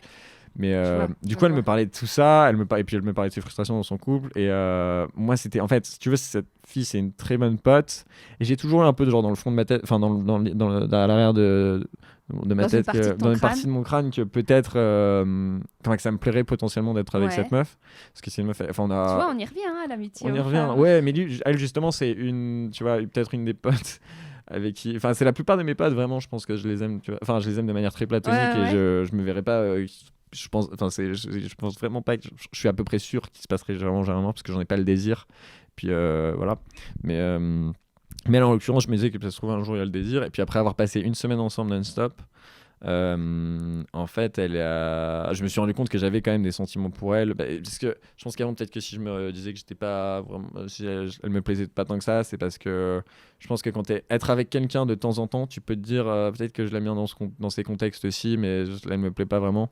Et là d'avoir passé une semaine ensemble, je me suis dit putain en fait cool. Cette meuf est vraiment cool, j'aime vraiment être avec elle, c'est super agréable, je me fais jamais chier. Et c'est moi souvent quand je passe une semaine avec la même personne, à la fin de la semaine, même ça peut être mes meilleurs amis, à la fin j'ai juste envie qu'ils se cassent. Et là c'était pas trop le cas. Je comprends. C'est ça. Ça peut être les meilleurs, ça peut être mes gens préférés et tout, mais genre à un moment au bout d'une semaine, laisse-moi tranquille. Mais là c'était pas le cas du tout, et du coup je me sentais juste vraiment bien avec elle. Donc quand on avait cette discussion sur son mec, moi je me suis senti je lui ai dit en gros, je suis désolé mais je peux pas, enfin je sais pas vraiment quoi te dire dans cette conversation, parce qu'il faut que je te dise que pour être honnête, moi je pense que j'ai un peu des sentiments pour toi. Et trop mignon. Oui. Non mais c'est cool. Ouais, non, mais après ça dépend de la réaction de la meuf. C'était assez stressant pour moi, donc j'étais content de la voir, et en même temps j'ai l'impression que, enfin si tu veux, elle est en train de se plaindre de son mec, ça fait une semaine qu'on est ensemble. Tu vois, je me dis c'était peut-être pas non plus anodin. Elle essaye peut-être aussi de m'envoyer un peu des les fameux signaux que Julien n'arrive jamais à détecter. Ouais. Et moi en vrai j'ai du mal à détecter aussi, mais là je me suis dit, on sait jamais, surtout je me suis dit en plus elle partait le lendemain, on n'allait pas se voir pendant longtemps, je me suis dit si je lui dis pas ça maintenant, je sens que je vais le regretter. Tu vois, j'ai besoin d'être un peu honnête avec elle là-dessus. C'est bien. Ouais, donc du coup il y a eu moyen de moyenner. Du coup je lui ai dit ça. Tu veux dire, qu'est-ce que tu as Bah, qu'est-ce qu'elle a répondu? Ouais, vous êtes pas parce que t'es parti sur cette histoire parce que tu parlais de t'avais fait dans ton pantalon. J'y viens, ça va venir. Je lâche pas le fil, hein. T'inquiète, ça arrive. Je t'avais dit, c'est une longue histoire, mais ça va arriver. En gros, donc elle me répond. Donc déjà, cette conversation, on est dans une crêperie. On est en train de manger dans une crêperie. Ouais, on a eu cette conversation. Ok. On était les seuls dans la crêperie. Tu fais une déclaration avec des crêpes. Ouais, on avait fini les crêpes. Tellement français. On avait fini les crêpes. En plus, c'est américain. Enfin, tu vois, oui. Ouais, c'est génial. Moi, c'est ce que je fais partout à l'étranger quand on me demande de cuisiner quelque chose. Je fais des crêpes. Tu fais des crêpes, c'est parfait, ça marche. Hein. Je sais. On était tout seul. En plus, c'était tard dans la journée parce qu'on avait dormi jusque tard. Donc c'était genre vers 4 heures, on avait fini le crêpe. Et donc je lui dis ça. Et elle me dit putain, Noah, ça me fait. Déjà au début, elle était choquée, je pense, parce qu'elle me voyait vraiment. Je pense qu'elle pensait vraiment que moi, je la voyais que comme une pote. Parce que c'est vrai que c'est un peu l'énergie. Enfin, quand j'étais autour d'elle, je lui donnais jamais. C'est vraiment. Enfin, moi, pendant très longtemps, je l'envisageais vraiment que comme une pote. Mais moi, j'invite, je fais référence encore à un autre épisode, mais il y a Valentin, un épisode qui a très bien marché, où Valentin, il explique que toutes ses relations longues, elles ont commencé par une longue amitié, mais genre un an d'amitié, puis au bout d'un moment, il sait pas faire autrement. Voilà. Ouais, je pense que, enfin, depuis justement ce qui s'est passé avec cette meuf, c'est vrai que je me dis que peut-être que c'est vrai que je pense qu'il y a une part de moi qui préfère vraiment apprendre à connaître à connaître quelqu'un, une personne en tant que personne, en tant qu'individu, plutôt globalement c'est ce qui ressort. Hein. Globalement, les mecs, vous dites tous que plutôt qu'en tant que partenaire finalement. Enfin, je veux dire parce faut qu'avant vous connaissiez la nana. Ouais, avant de connaître la partenaire. Ouais. Je pense que et donc du coup je lui dis au début, donc elle était très choquée, je pense qu'elle s'y attendait pas du tout. Et puis ensuite elle me dit ok, en vrai ça, elle me dit ça, enfin elle me dit super flattée que tu me dis ça me fait plaisir que tu me dis ça, et ensuite elle me dit je t'avoue que cette semaine, c'est vrai que de passer la semaine avec toi, je me suis rendu compte que moi aussi je pensais que j'avais des sentiments pour toi. Elle me disait c'est vrai que quand je me retiens, mais j'ai envie de faire tu vas voir, la fin est pas tellement mais c'est déjà bien. C'est vrai que c'est pas mal déjà. Moi j'étais super content, mais elle me dit c'est vrai que même si elle sent qu'avec son mec ça se passe pas forcément super bien, et qu'elle s'est rendu compte cette semaine qu'elle pensait qu'elle était peut-être heureuse avec son mec, mais que d'avoir passé une semaine avec moi, elle a l'impression d'avoir trouvé quelque chose en moi qu'elle n'avait pas encore trouvé qu'elle n'avait pas encore trouvé en quelqu'un d'autre. Moi je lui ai dit que je sentais un peu la même chose. Bref, donc il est l'heure de quitter la crêperie puisqu'on a fini, et quand je me lève, je ressens en fait que je m'étais joué dessus. Sérieux? Excuse-moi. Sérieux? Je suis gêné. Non, oui, sérieux. Alors que physiquement, il s'était rien passé physiquement, je précise. Elle était de l'autre côté de la table. On n'a aucun contact physique. C'est juste le fait qu'elle m'ait dit qu'elle aussi, elle avait des sentiments pour moi, et que moi j'avais des sentiments pour elle. Et en plus, c'était ultra dur parce que du coup, je me lève dans la crêperie. Tu l'as pas senti venir du tout. Je l'ai pas senti. Enfin, oui, non, je l'ai pas senti venir. Mais donc, tu savais quand même que tu avais une érection depuis quelques. Non plus. Je sentais que j'avais une petite érection quand même, ça, je l'ai senti, ouais. Mais j'ai pas senti. Et je me lève, et en plus, j'ai un pantalon vert clair. Je regarde mon pantalon vert clair. Je vois que j'ai une petite. Très vite, je cache, je me mets mon manteau au-dessus. Je pense qu'elle a rien vu. Parce qu'elle est pas allergique. Je pense que c'est l'origine. Elle a rien vu. Non, mais c'est pourquoi c'est important cette histoire. Parce que moi, je suis une femme. Ouais. J'ai jamais eu de garçon. Ouais. Puis même si on avait un, il aurait pas ton âge aujourd'hui. Ouais. Mais en tout cas, je me suis jamais, en tant que femme, je me suis jamais. Je sais pas ce que c'est d'avoir des premières érections, et d'être jeune, et d'avoir une effervescence, on va dire. Et donc du coup, je sais que j'ai daté des gars à l'époque, et même encore aujourd'hui. Et même c'est déjà arrivé ça. Mais oui. Oui, sûrement. Mais en fait, vu que je suis une femme et que j'ai pas de pénis, même si je connais de plus en plus, et je me renseigne de plus en plus, et notamment à travers ce podcast, mais je trouve ça dingue qu'un mot, et que toi, moi je pensais que malgré tout, vous le sentiez venir. C'est-à-dire que tu te disais, oh putain, ça craint, et que tu arrivais à contrôler l'éjaculation. C'est vrai. Pas contrôler mon éjaculation. Non, mais ça me rappelle une histoire que j'ai eue avec un mec de 20 ans. Okay. J'avais 23 ans, mais du coup, en fait, ce qui craint, et je pense que c'est important pour toutes les jeunes nanas qui nous écoutent, enfin qui écoutent l'épisode, c'est qu'en fait, c'est de bien... parce que là où le porno, justement, fait du mal, c'est qu'en fait, le porno, il te montre jamais ça. Hein.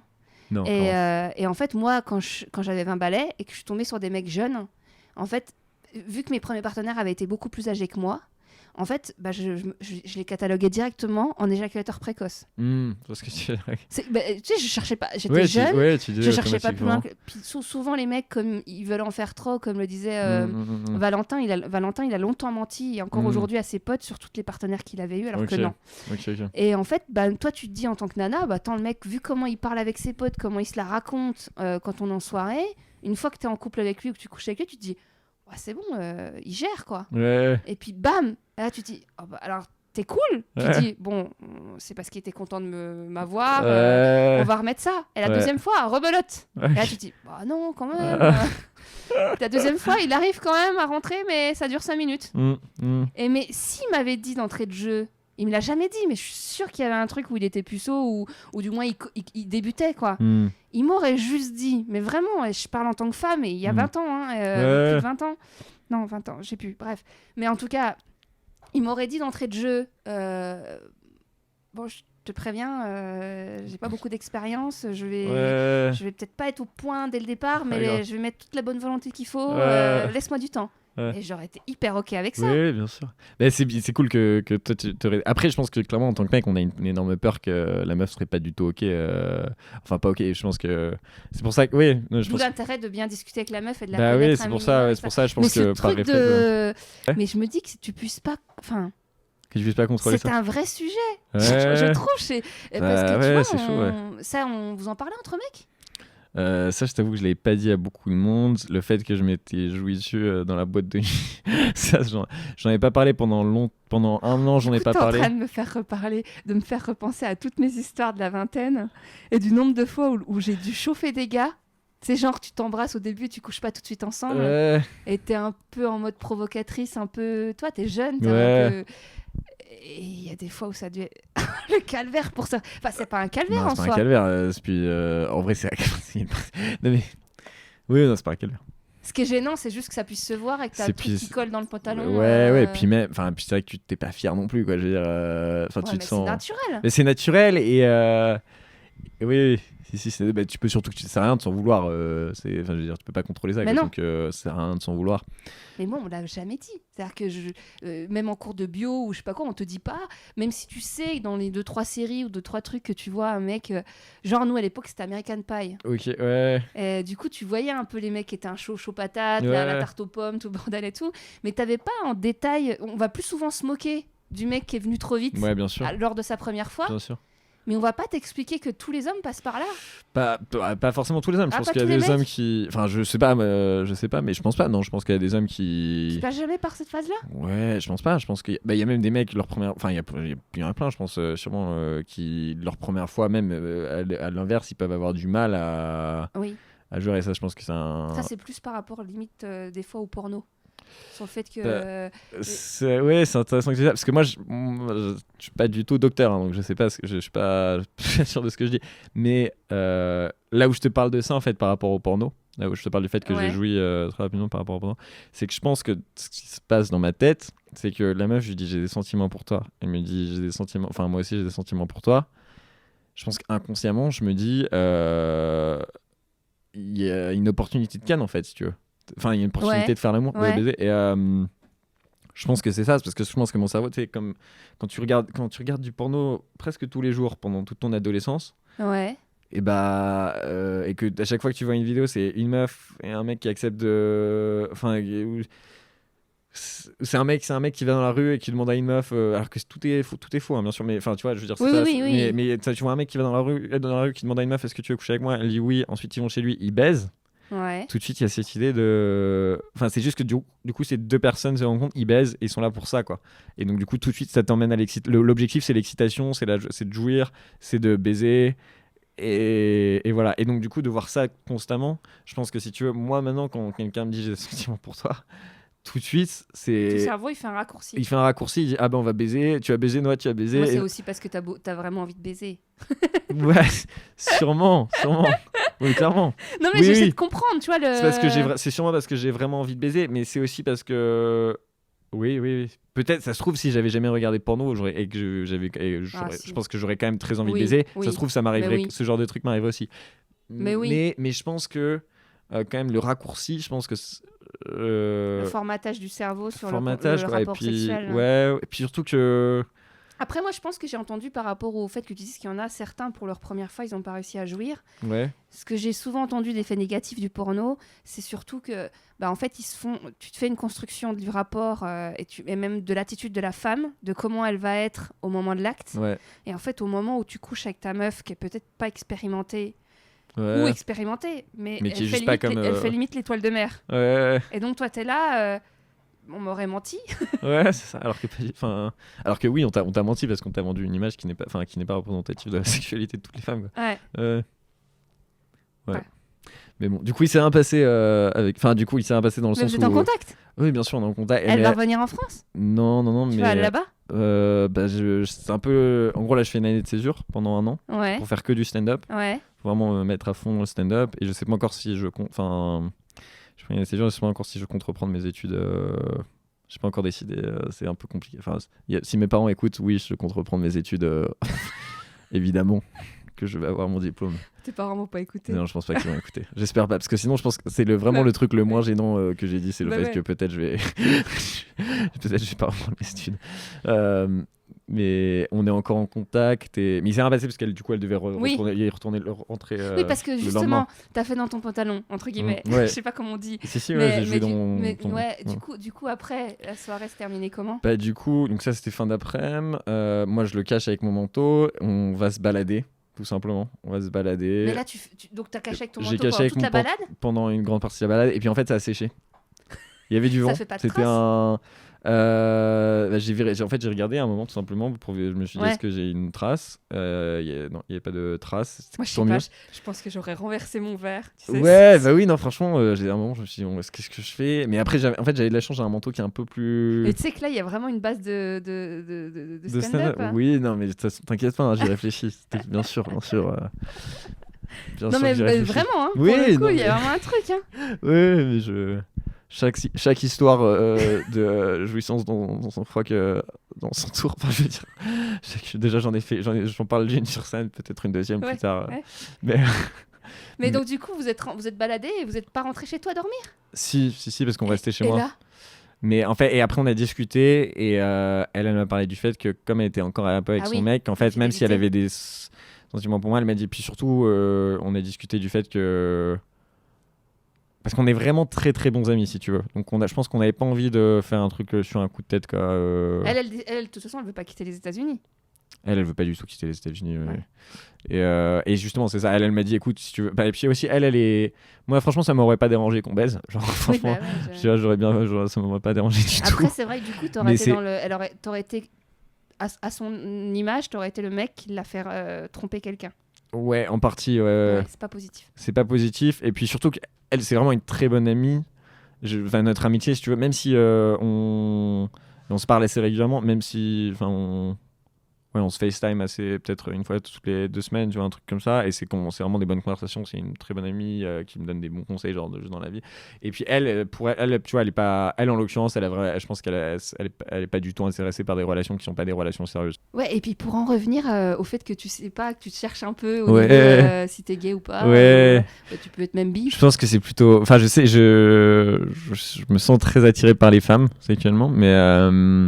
Je me demande si je suis pas aussi attiré par les hommes. Ouais, parce que alors moi je recommande plein d'épisodes sur ce sujet. Okay. Donc il y a un des derniers parce que toi tu vas pas être publié tout de suite, mais un des derniers que je viens de publier en début décembre avec Hervé qui est resté 25 ans en couple avec sa femme et qui aujourd'hui est en couple avec un homme depuis 4 ans.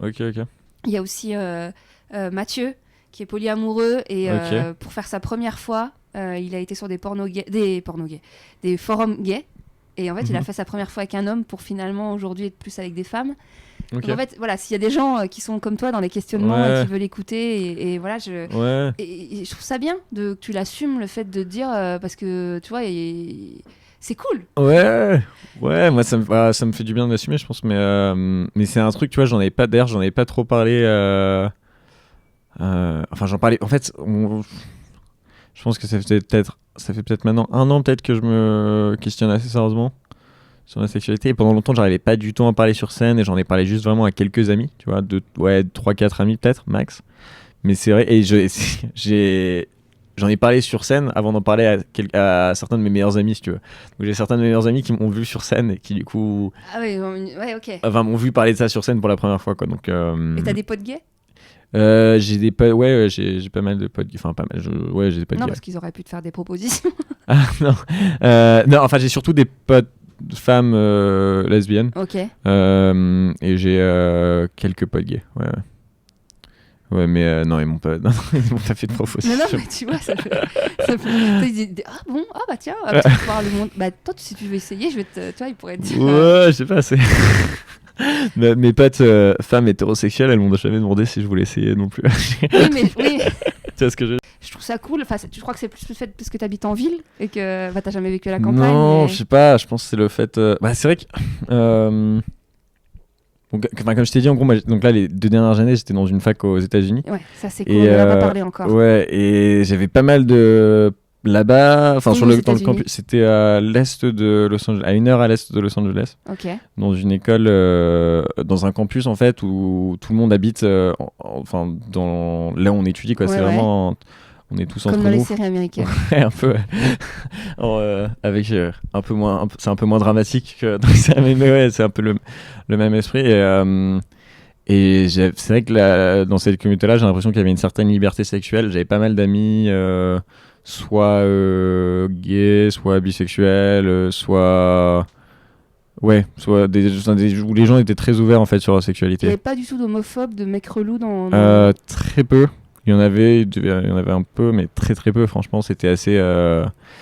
Après, c'est l'Amérique, enfin l'Amérique universitaire. Dans les facs américaines, il y a une culture un peu très. Enfin, je dirais pas tout à fait que c'est à gauche parce que c'est un peu, c'est totalement différent que chez nous. Ouais. Que chez nous, c'est pas le même contexte politique, mais ils sont super pro LGBT. Enfin, les droits LGBT sont. Et tu crois que ça dépend pas de ta fac? Parce que j'ai l'impression ça doit dépendre de la fac. Mais du moins sur les côtes, sur les côtes, sur la côte ouest et la côte est, ils sont très ouverts. Ouais, comme à San Francisco, il y a carrément tout un quartier. Ouais. Et surtout dans les facs, parce qu'on est jeunes, les gens. Ouais, les gens sont assez libres là-dessus, je pense. T'as senti des grandes différences Après, toi, tu me disais que t'as une mère américaine. Ouais, ma mère américaine, ouais. T'as senti une différence dans les relations, tu vois, les relations. Même si t'es pas sorti, forcément. Enfin, t'as pas couché avec des nanas là-bas, non. L'approche. Ouais. Bah, je pense que, en fait, là-bas, sur les campus, il y a une grande culture ce qu'ils appellent le hook-up. Donc, hook-up, c'est en gros, il y a beaucoup de gens juste qui baisent juste pour un soir dans les facs, ils se rencontrent à une fête et puis ils vont baiser. Des one-shot. Ouais, des one-shot, et puis ensuite ils se voient, à la limite ils se croisent à la cantine, tu sais, ils s'ignorent un peu. Donc ça, c'est pas de nom, mais ça ouais, je suis sûr. Ouais. Et donc il y a beaucoup de ça. En fait, il y a très peu de relations long terme dans les facs aux États-Unis. Ouais, très très peu. C'est très dur de trouver une relation long terme. Je pense un peu plus. Glee ou dans oui. Il y avait quand même des exemples de couples. Ouais, mais après Glee c'est le lycée et puis bon c'est. Oui, c'est vrai. C'est le lycée. Lycée, je pense qu'il y a pas mal de relations long terme. Ouais, parce que les gens sont encore jeunes et puis Mais à l'université, moi, j'ai très peu d'amis en des relations long terme. C'était la plupart de mes potes qui étaient sexuellement très actifs. C'était plus un week-end. D'ailleurs, j'ai vu dans les études que j'étais hyper surprise. Parce que tu sais, il y a quand même par endroit des États-Unis. Bon, après, on peut pas résumer les États-Unis à un lieu géographique tellement c'est différent. Bien sûr. Mais la moyenne de l'âge de la virginité était vachement bas. C'est-à-dire que les nanas, elles se dépucellent beaucoup plus vite que chez nous. Alors que nous, les Françaises, là-bas, on a un peu une réputation de féministes libérées, la parisienne, quoi. Ouais. Et alors qu'en fait, dans les chiffres, non. Ouais, mais d'ailleurs, je pense que les Américaines sont pas plus ouvertes, mais plus directes dans tous les cas dans leur. Par exemple, je pense que les filles aux États-Unis vont peut-être être plus. Enfin, je généralise totalement là, mais évidemment, mais. Je pense qu'elles vont peut-être elles vont plus facilement draguer un mec. Je pense qu'en France, peut-être, je sais pas si. Un peu comme les Québécois, parce que c'est marrant. Peut-être, ouais, si les Québécoises, peut-être, ouais. Enfin, je connais pas bien les Québécoises. À l'heure où on enregistre, j'ai pas encore publié, mais il y aura l'épisode avec Dany qui vit au Québec et on en parle parce que moi j'ai vécu. Je suis allée 15 jours au Québec voir une amie qui vit là-bas et j'ai pu un peu observer dans les bars ce fameux date québécois où les nanas elles vont voir les gars Mais donc, oui, c'est à nord-américain, quoi, le côté. Ouais. Après, je pense que moi, ça m'a pas forcément trop. J'ai pas ressenti trop ça personnellement. Mais je pense que c'est peut-être parce que j'ai pas forcément le profil pour justement. Elles aiment bien peut-être le profil footballeur américain. Peut-être plus athlète. Moi que j'aime pas du tout, que j'aime plus pas athlétique. Ouais, peut-être. Prends des prods. Ouais, et puis je pense que moi, ça se voit. Enfin, j'ai l'impression que les gens, ils comprennent très vite que. Je sais pas. Enfin, bref. Ouais. Mais oui, je pense que j'ai peut-être moins le profil de l'athlète américain où tu te sentirais. Où elles disent souvent que le français, il a un côté un peu efféminé, un peu. Je sais plus comment le terme qu'elles disent, mais il y a un côté un peu justement pour souvent eux, les Français, on est un peu gays. Ouais, les hommes sont un peu gays. Après, le truc, je pense qu'ils sont beaucoup à pas savoir que je suis parce qu'en fait, moi, comme ma mère américaine, tu vois, j'ai pas vraiment d'accent T'as tellement de la chance. J'ai de la chance dans le sens où c'est cool de pouvoir parler anglais, mais c'est tout con. Mais je pense que si j'avais un accent français, par exemple, il y a des fois, ce serait plus facile justement. Tu peux pas le cultiver. De se dire, non, ça m'est arrivé.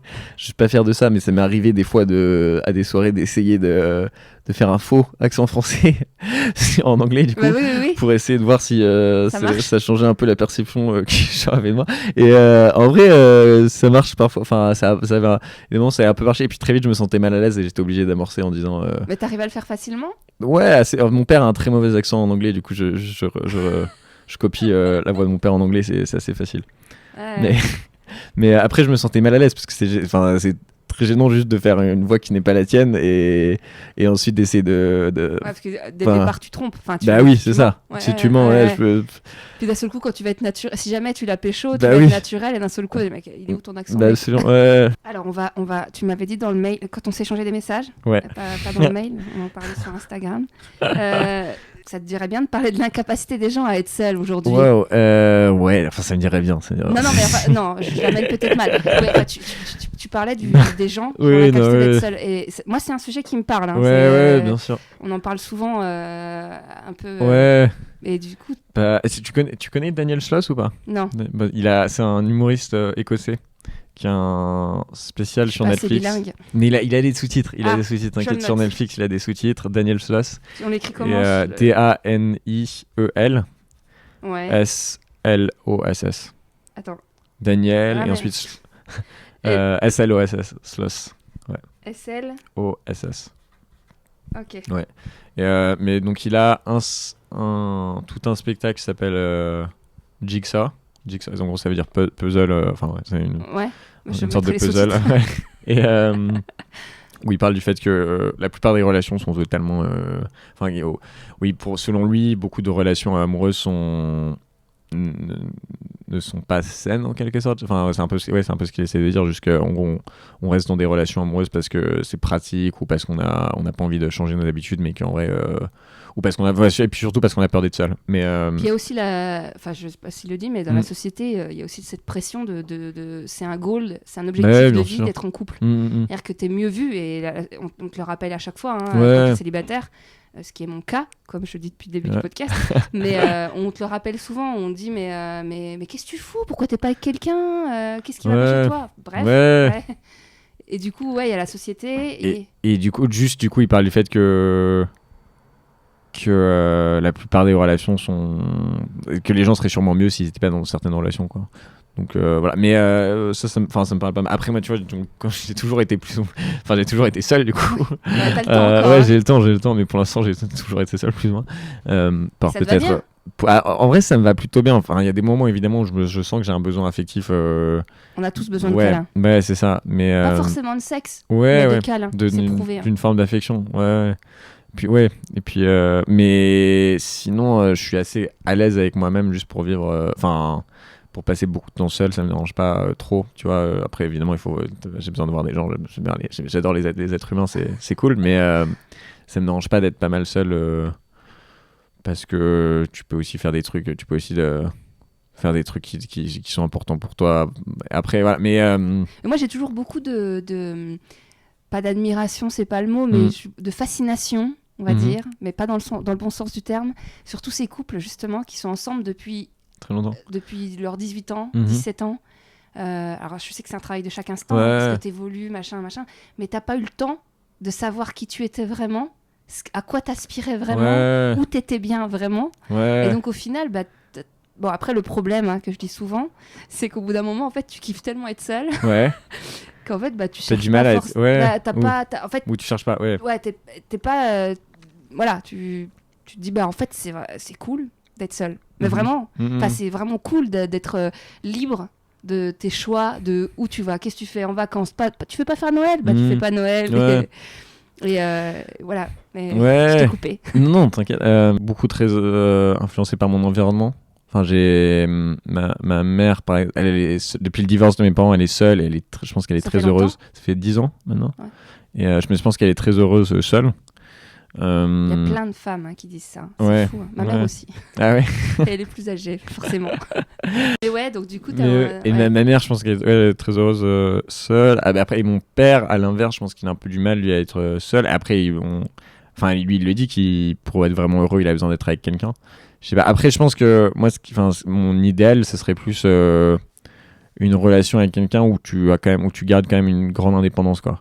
Et j'ai des potes, enfin je le vois parmi certains de mes potes, j'ai certains de mes potes qui sont en couple avec des gens où ils s'envoient des textos vraiment absolument à toutes les heures de la journée, et franchement c'est chiant d'être autour d'eux quand ils sont en couple. D'ailleurs, j'ai une pote là qui vient de casser avec sa meuf, et à deux elles étaient vraiment, enfin elles s'envoyaient des messages tout le temps, c'était vraiment chiant. Puis j'ai l'impression que c'était dur d'être avec elle, quoi, parce que juste elle était tellement focalisée sur sa meuf. Et d'ailleurs je pense que, enfin je pense que leur relation était pas si saine que ça, et je pense que pas tout le temps, je veux pas généraliser, je pense qu'il y a des gens qui peuvent se parler tout le temps et être à fond tout le temps ensemble, mais je pense que assez souvent c'est aussi pas forcément les relations les plus saines, parce que justement je pense que c'est important d'avoir une certaine indépendance. Et à l'inverse, j'ai une autre pote qui c'est ma seule pote sûrement de la fac où j'étais aux États-Unis, elle est en couple depuis longtemps. Ouais. Elle a une vraie relation avec un mec depuis très longtemps, et ils sont ensemble depuis 2 ans, enfin très longtemps. Je parle de très longtemps pour à mon âge, quoi. Ça fait 2 ans qu'ils sont ensemble, mais ils se voient vraiment pas tous les jours. Il y a plein de moments où où ils font des choses séparément, et ils se voient à peu près tous les 2-3 jours. Ils se voient tous les 2-3 jours, mais quand ils se voient, c'est vraiment très intentionnel, quoi. Donc ils décident de se voir pour faire des trucs, pour passer vraiment des bons moments où ils peuvent profiter ensemble. Après, tu vois, peut-être qu'ils sont avec des amis ou quoi, mais c'est vraiment, ils essaient vraiment de passer un bon moment. Ça veut pas dire qu'ils sont pas là, tu vois, pour s'aider dans les moments où ils vont bien, et qu'ils sont pas dispo l'un pour l'autre quand ils ont envie, mais ils ont moins cette dépendance, quoi. Après, je pense qu'on en parlait avec Dany dans l'épisode, c'est qu'il y a vraiment, il a eu la fameuse fille de la piscine à 25 ans, était comme ça. Elle débarquait chez lui le matin très tôt, elle était vraiment trop collante. Et on parlait de la dépendance affective. C'est-à-dire qu'il y a plein de gens, en fait, des fois c'est souvent parce qu'ils s'aiment pas ou ils ont pas confiance en eux, et ils ont besoin que l'autre vu que eux ils ont pas confiance en eux, pas l'autre, il aura beau leur répéter tout le temps je t'aime, ce sera jamais suffisant. Donc du coup, moi j'en ai connu au lycée, notamment il y avait des couples justement longue durée de 2-3 ans, et c'était de la folie. Moi j'étais à l'internat au lycée, et les nanas elles étaient mais genre elles passaient leur soirée au téléphone avec leur mec, c'est chiant. et c'était le début du portable. Et on les voyait pas, en fait. Moi il y a certaines nanas de mon lycée, ce que je retiens d'elles, c'est que c'est des meufs qui étaient en couple. C'est que je retiens pas les moments qu'on a partagés ensemble, et leur passion, et qui elles étaient, et c'est marrant parce que ça se retrouve aujourd'hui, 20 ans après. Elles ont suivi un peu ce truc-là d'être toujours en couple, d'avoir des enfants, et d'avoir leur vie qui tourne que autour des enfants et du mari. Non, c'est vrai, mais tu vois, par exemple, moi là, justement, du coup, en contrat, enfin ma pote qui est avec son mec depuis 2 ans, et où justement ils se laissent, ils sont pas du tout collants comme ça.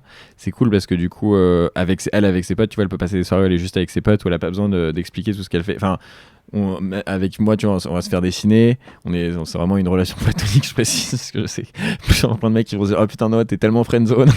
Je voulais qu'on l'aborde, la friendzone, parce que du coup, depuis le début, tu parles de tes copines filles, donc toi, tu crois en l'amitié. Je crois à fond dans l'amitié homme-femme platonique. Je pense que c'est carrément. Après, sinon, t'es attiré aussi par les femmes, donc. Mais moi, j'y croyais fort. Et là, t'y crois plus ? Avec l'âge, non. Ah bon, ok. On en a déjà parlé plusieurs fois dans les épisodes. Je sais plus avec qui qu'on avait parlé du fait que, en fait, au bout d'un moment, ton pote, il veut forcément t'attraper. Et donc, du coup, ça peut durer. Ça peut être. Et souvent, ces potes-là, tu te rends compte qu'une fois qu'ils sont casés, qu'ils ont trouvé une nana, Ils arrêtent de traîner avec toi. Voilà, t'as plus de nouvelles. C'est dingue. Alors qu'ils t'ont côtoyé une dizaine d'années et Ah ouais. t'avais une relation très proche, puis du moment qu'ils ken avec une nana, Ouais. ou que toi, t'as quelqu'un, alors que t'es pas en mode canard à rester avec ton mec tout le temps, mais que tu veux le voir, passer du temps avec lui, ben t'es moins attractive. Ouais, ok. Je sais pas, moi franchement j'ai pas mal de potes meufs qui se tapent plein de mecs avec qui moi je sens pas du tout l'envie de... Tu tirais pas sur un malentendu? Franchement non. Ah ouais? Genre, elle sait pas dire qu'elles sont... Enfin, tu vois, elles sont... Je vois très bien comment elles pourraient être attirantes et tout, et c'est très belles personnes et tout. Mais ce que je veux dire, c'est que moi, il y a des personnes avec qui juste je me verrais pas... Coucher. Ouais, non mais moi, coucher, quoi. Mais moi aussi, hein. Mais en fait, à la limite, moi, je pense que si aussi j'ai beaucoup de potes meufs avec qui c'est totalement platonique, c'est que ces potes-là, c'est mes potes parce qu'elles m'apportent une certaine... perspective sur plein de choses sans que enfin ce que je recherche en elle c'est pas si tu veux une c'est pas une satisfaction sexuelle ou il pourrait y avoir les deux. Il pourrait y avoir les deux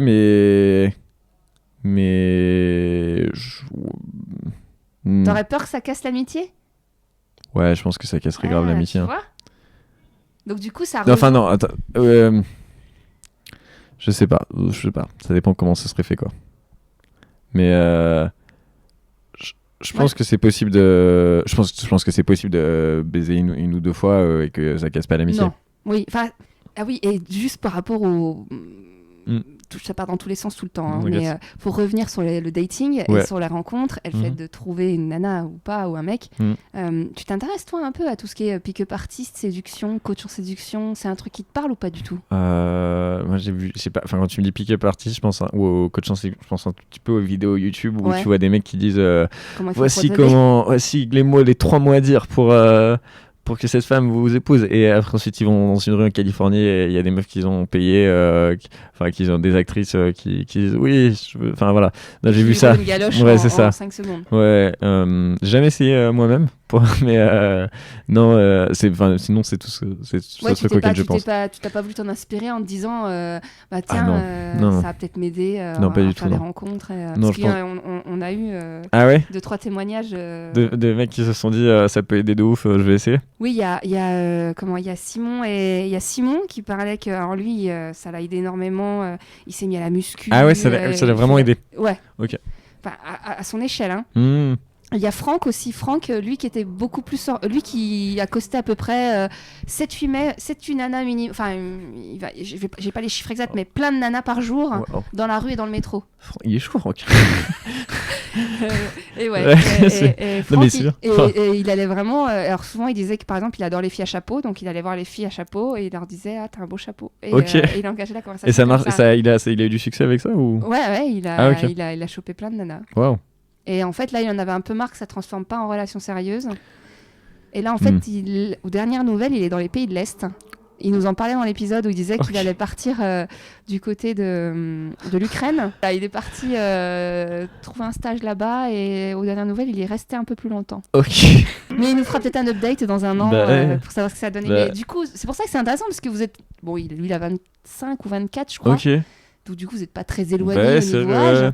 Mais c'est ça que j'aime dans le podcast, c'est que vous avez tous des expériences très différentes. Voilà. Et du coup, ça permet aussi de ne pas se dire...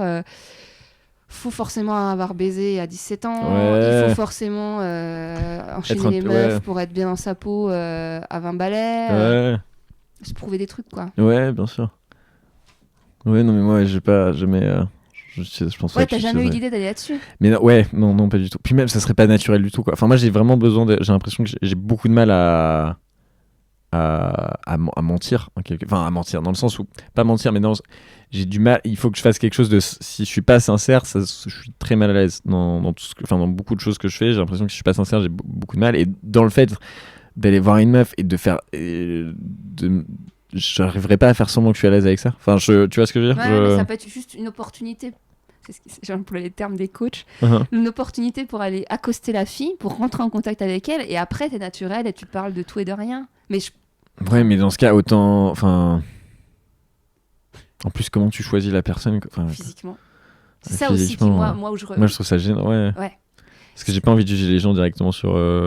c'est peut-être un peu naïf, mais j'ai un peu cet idéal quand même que si quelqu'un si quelqu'un te correspond, enfin si une personne dans sa personnalité dans qui elle est te correspond, le physique ça peut être un peu secondaire. Enfin, j'ai un peu cette idée. Après, je sais évidemment, évidemment que je vais pas dire que je juge pas les gens physiquement, on juge tous les gens physiquement, mais c'est un peu enfin ouais. Mais du coup, de faire ça serait vraiment à l'encontre totale de cet idéal. Donc du coup, je pense que c'est compliqué. Oui. Après, ils diront que après, c'est une manière d'accoster, que tu discutes avec la meuf, puis si ça colle pas, ça fit pas, tu donnes pas suite. Ouais. Il y a un peu il y a un peu ce côté, t'envoies des CV à plein d'offres bien d'emploi. Puis sûr. au bout d'un moment, t'as un entretien et le poste il te plaît pas forcément. Je sais pas. Ouais, non, bien sûr. Si. Non, mais si, si, je comprends. Mais c'est vrai qu'en plus, je pense que c'est une question légitime de pourquoi est-ce que. Je pense qu'on juge beaucoup ces approches-là. Quelqu'un qui va tenter plein de choses pour essayer de trouver un partenaire, on va juger, on va dire ouais, c'est un peu mais c'est vrai que pourquoi est-ce que finalement notre vie amoureuse et notre vie professionnelle on les prendrait pas de la même. Enfin, pourquoi est-ce qu'on ça peut être légitime aussi, je pense, mais après c'est vrai que d'aller accoster quelqu'un juste pour son physique. Ouais. Bon, alors moi en tant que femme c'est encore. Ouais.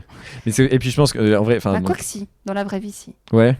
Si, parce qu'en fait, à un moment donné, alors moi, c'est peut-être ce côté un peu trop comédie romantique américaine, mais j'ai vraiment ce truc de.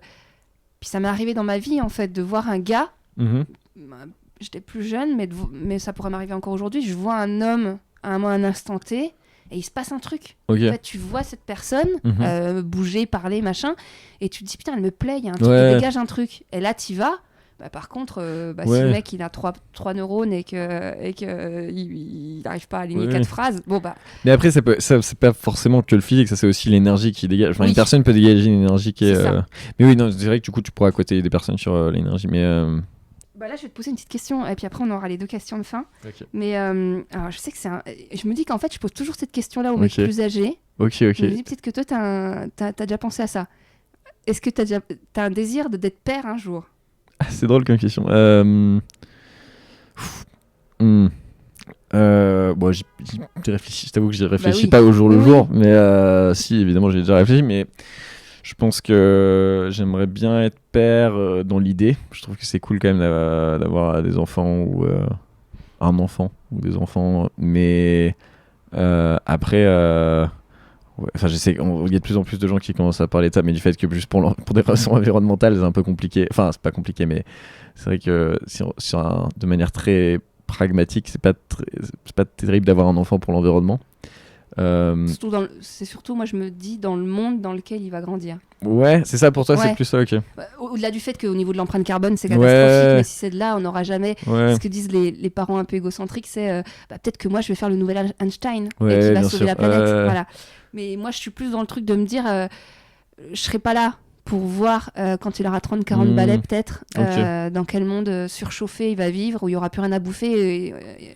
Bref. Je t'avoue que moi, ça me dérange pas trop de mettre au monde un gosse qui se démerde. Un gosse qui va se démerder dans un monde pourri. À la limite, c'est plus que de mettre un gosse au monde et qui fait que qui fait que rien que par sa présence, inévitablement, il va prendre des ressources et du coup, il va faire que Mais je sais pas si c'est aussi direct que ça, quoi. Enfin, je veux dire, tu vois, il y a peut-être des manières aussi d'éduquer ses enfants sans. Enfin, je veux dire, de faire grandir ses enfants sans nécessairement prendre trop de ressources, je sais pas. J'y ai pas encore trop réfléchi. Ouais. Je sais pas. Non, mais c'est intéressant parce que tu vois, t'as par exemple, Dany, il disait que depuis toujours, il savait qu'il voulait être père. Il est père aujourd'hui à 32 ans. Okay. Et il disait que depuis toujours, il voyait pas sa vie sans enfant. Ok. Ouais. Et à l'inverse, Gilles, il a 70 ans, il a jamais fait ses propres enfants. Ok. Donc c'est intéressant de voir que voilà, autant nous, les femmes, on nous parle souvent de l'horloge biologique, c'est qu'à un moment donné, on a la date de validité. Ouais. Et vous, en fait, c'est un peu quand même freestyle. C'est-à-dire que si vous allez jusqu'à 70 balais, même si vous le verrez pas grandir, Gérard Darmon a eu le sien il y a pas longtemps, là, il en parlait dans le Burger Quiz. Plus de 70 ans, je crois. Okay. Je crois, de ce qu'il dit. Enfin, en tout cas, puis justement, il lui posait la question dans une émission et il disait, mais ça vaut pas chier de faire un gamin à 70 ans Il dit, ouais, il est arrivé. Il aura des frères et sœurs, il aura une mère plus jeune que moi. Ouais, voilà, bref. Mais du coup, non, mais c'est intéressant comme question. Ouais, bien sûr. Mais après, je me verrais bien, quand même, l'idée d'avoir une famille est très. Enfin, je la trouve très attrayante, quoi. Ouais. Ouais, ça doit être cool d'avoir une famille. qui Une s'entendent bien. troupe, comme disent, c'est toujours le truc que disent les gens qui veulent des enfants. Ils disent, ah, j'aimerais trop avoir une troupe. Ouais, ou ma petite bande. Là, Ouais, ma petite un peu ridicule quand même. Mais oui, non, mais c'est vrai, en ça, c'est vrai que ça doit être sympa. Et donc là, on arrive aux questions de fin. Ok. Les 2 questions que je pose tout le temps. Ton rapport à la pilosité. Ah, ok. Est-ce que tu pourrais aller avec une meuf qui est pas épilée? Qui est pas épilé, je pense, ouais. Ouais, les aisselles, Ouais, les les aisselles, jambes. ouais, je pense. Après, enfin, tu sais, Oui, moi, c'est j'ai pas arrivé, jamais. mais Ça m'est jamais arrivé, mais dans l'idée, oui, clairement. Enfin, bah, par exemple, bon, parlant de porno, par exemple, sur le cinéma, par exemple, t'as Ouais. pas mal. T'as pas mal de vidéos où les femmes sont pas rasées. Et bah, bah, sur la ça, page dans- d'accueil, on le voit. Il y a une Ouais, il y a, ouais, il y a bah, tu vois, 3-4 slides, ouais. et à un moment donné, on voit Ouais, c'est il y a vrai. une meuf qui a les mains en l'air, Ouais. et on voit qu'elle a des poils sous les aisselles. Et j'ai dit, Ouais. oh, c'est génial. Pas que je Bah, suis pro poils sous les Ouais, aisselles. je vois ce que tu veux dire, mais c'est bien qu'il y ait la liberté et que chacun puisse faire ce qu'il veut. Mais dans tous les cas, quand je regarde du porno, ça me dérange pas qu'il y ait des poils. Et je pense que dans la vraie vie, ça me dérangerait pas non plus. Enfin, je veux dire, je pense que pour moi, le désir, il est pas limité par ça, quoi. Je pense que s'il y a un désir.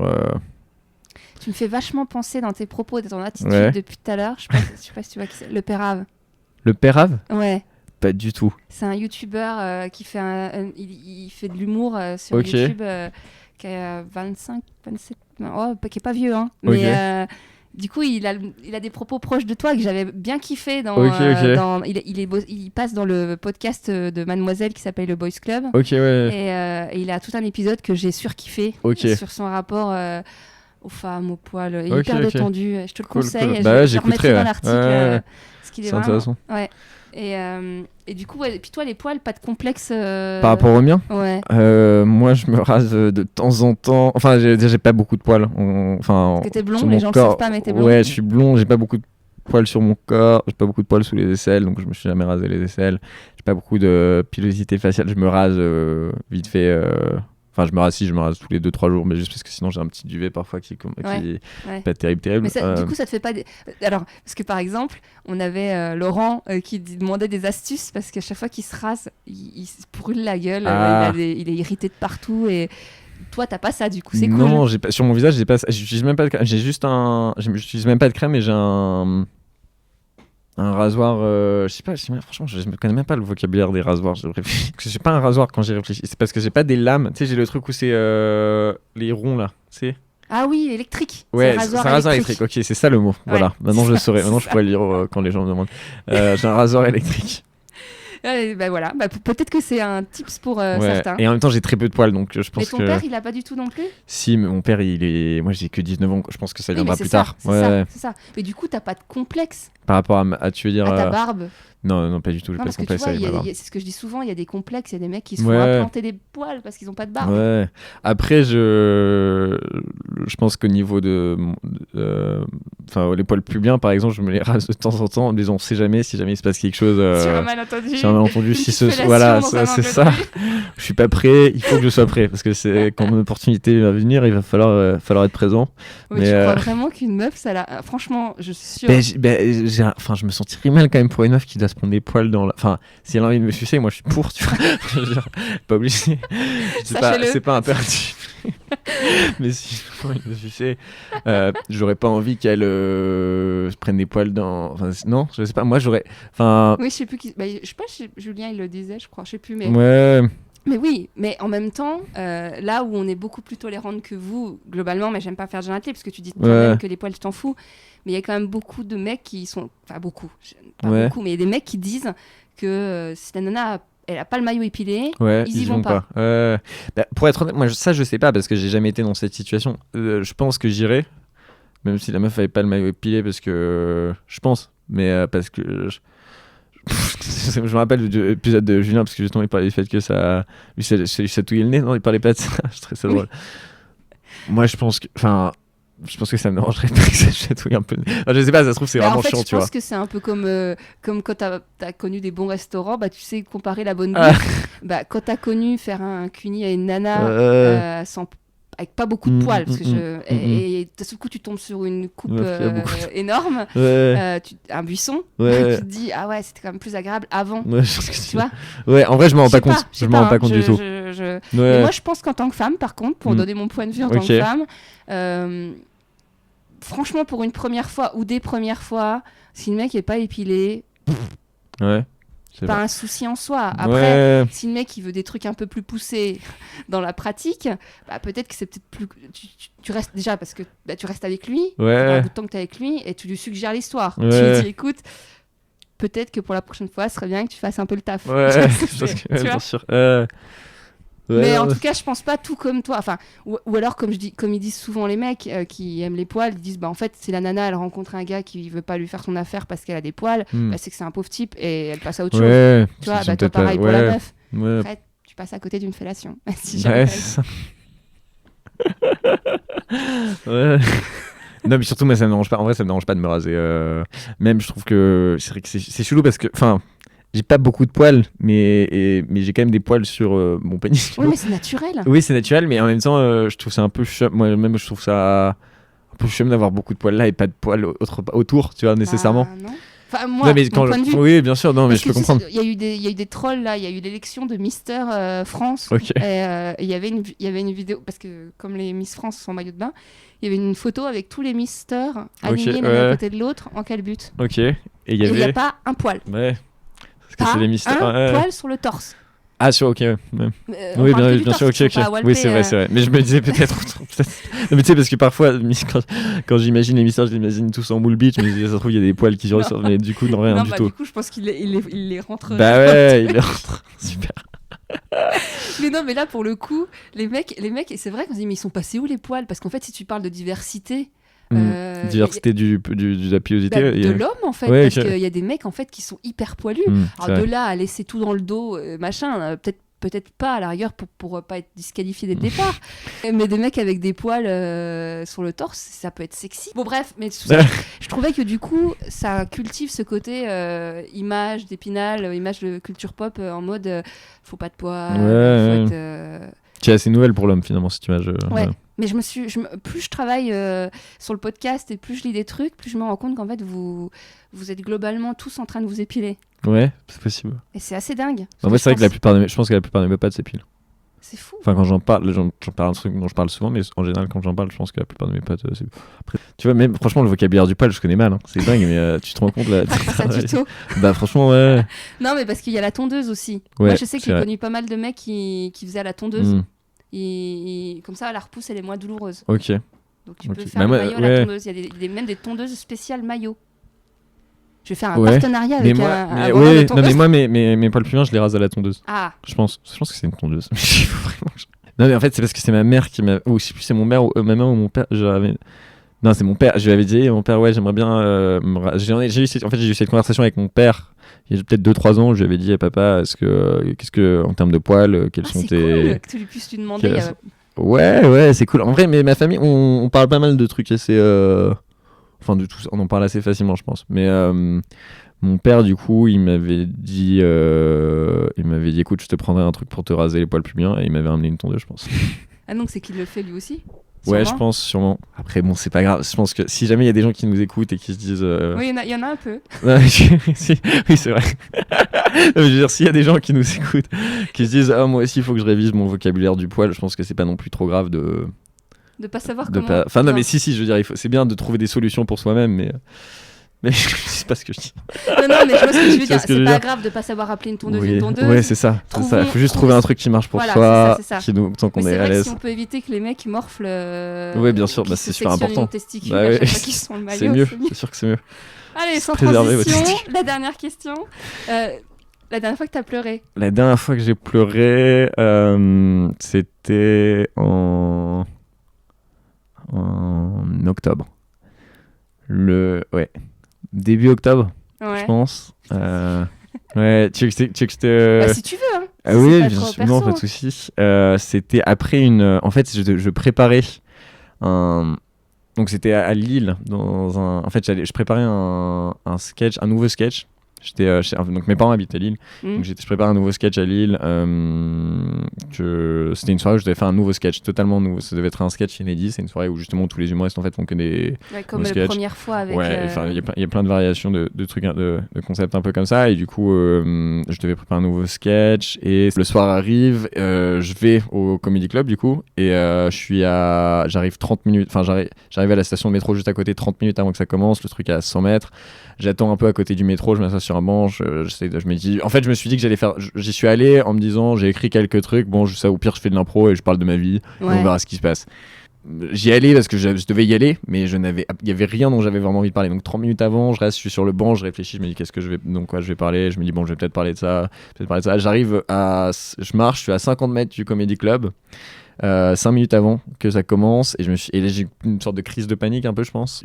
J'ai envoyé un message au Comedy Club, enfin aux gens qui gèrent le Comedy Club, pour leur dire je suis désolé mais je peux pas jouer ce soir, je suis pas dans un état pour faire ça. Et là c'était pas vraiment en pleurs, mais je me sentais un peu fébrile quoi.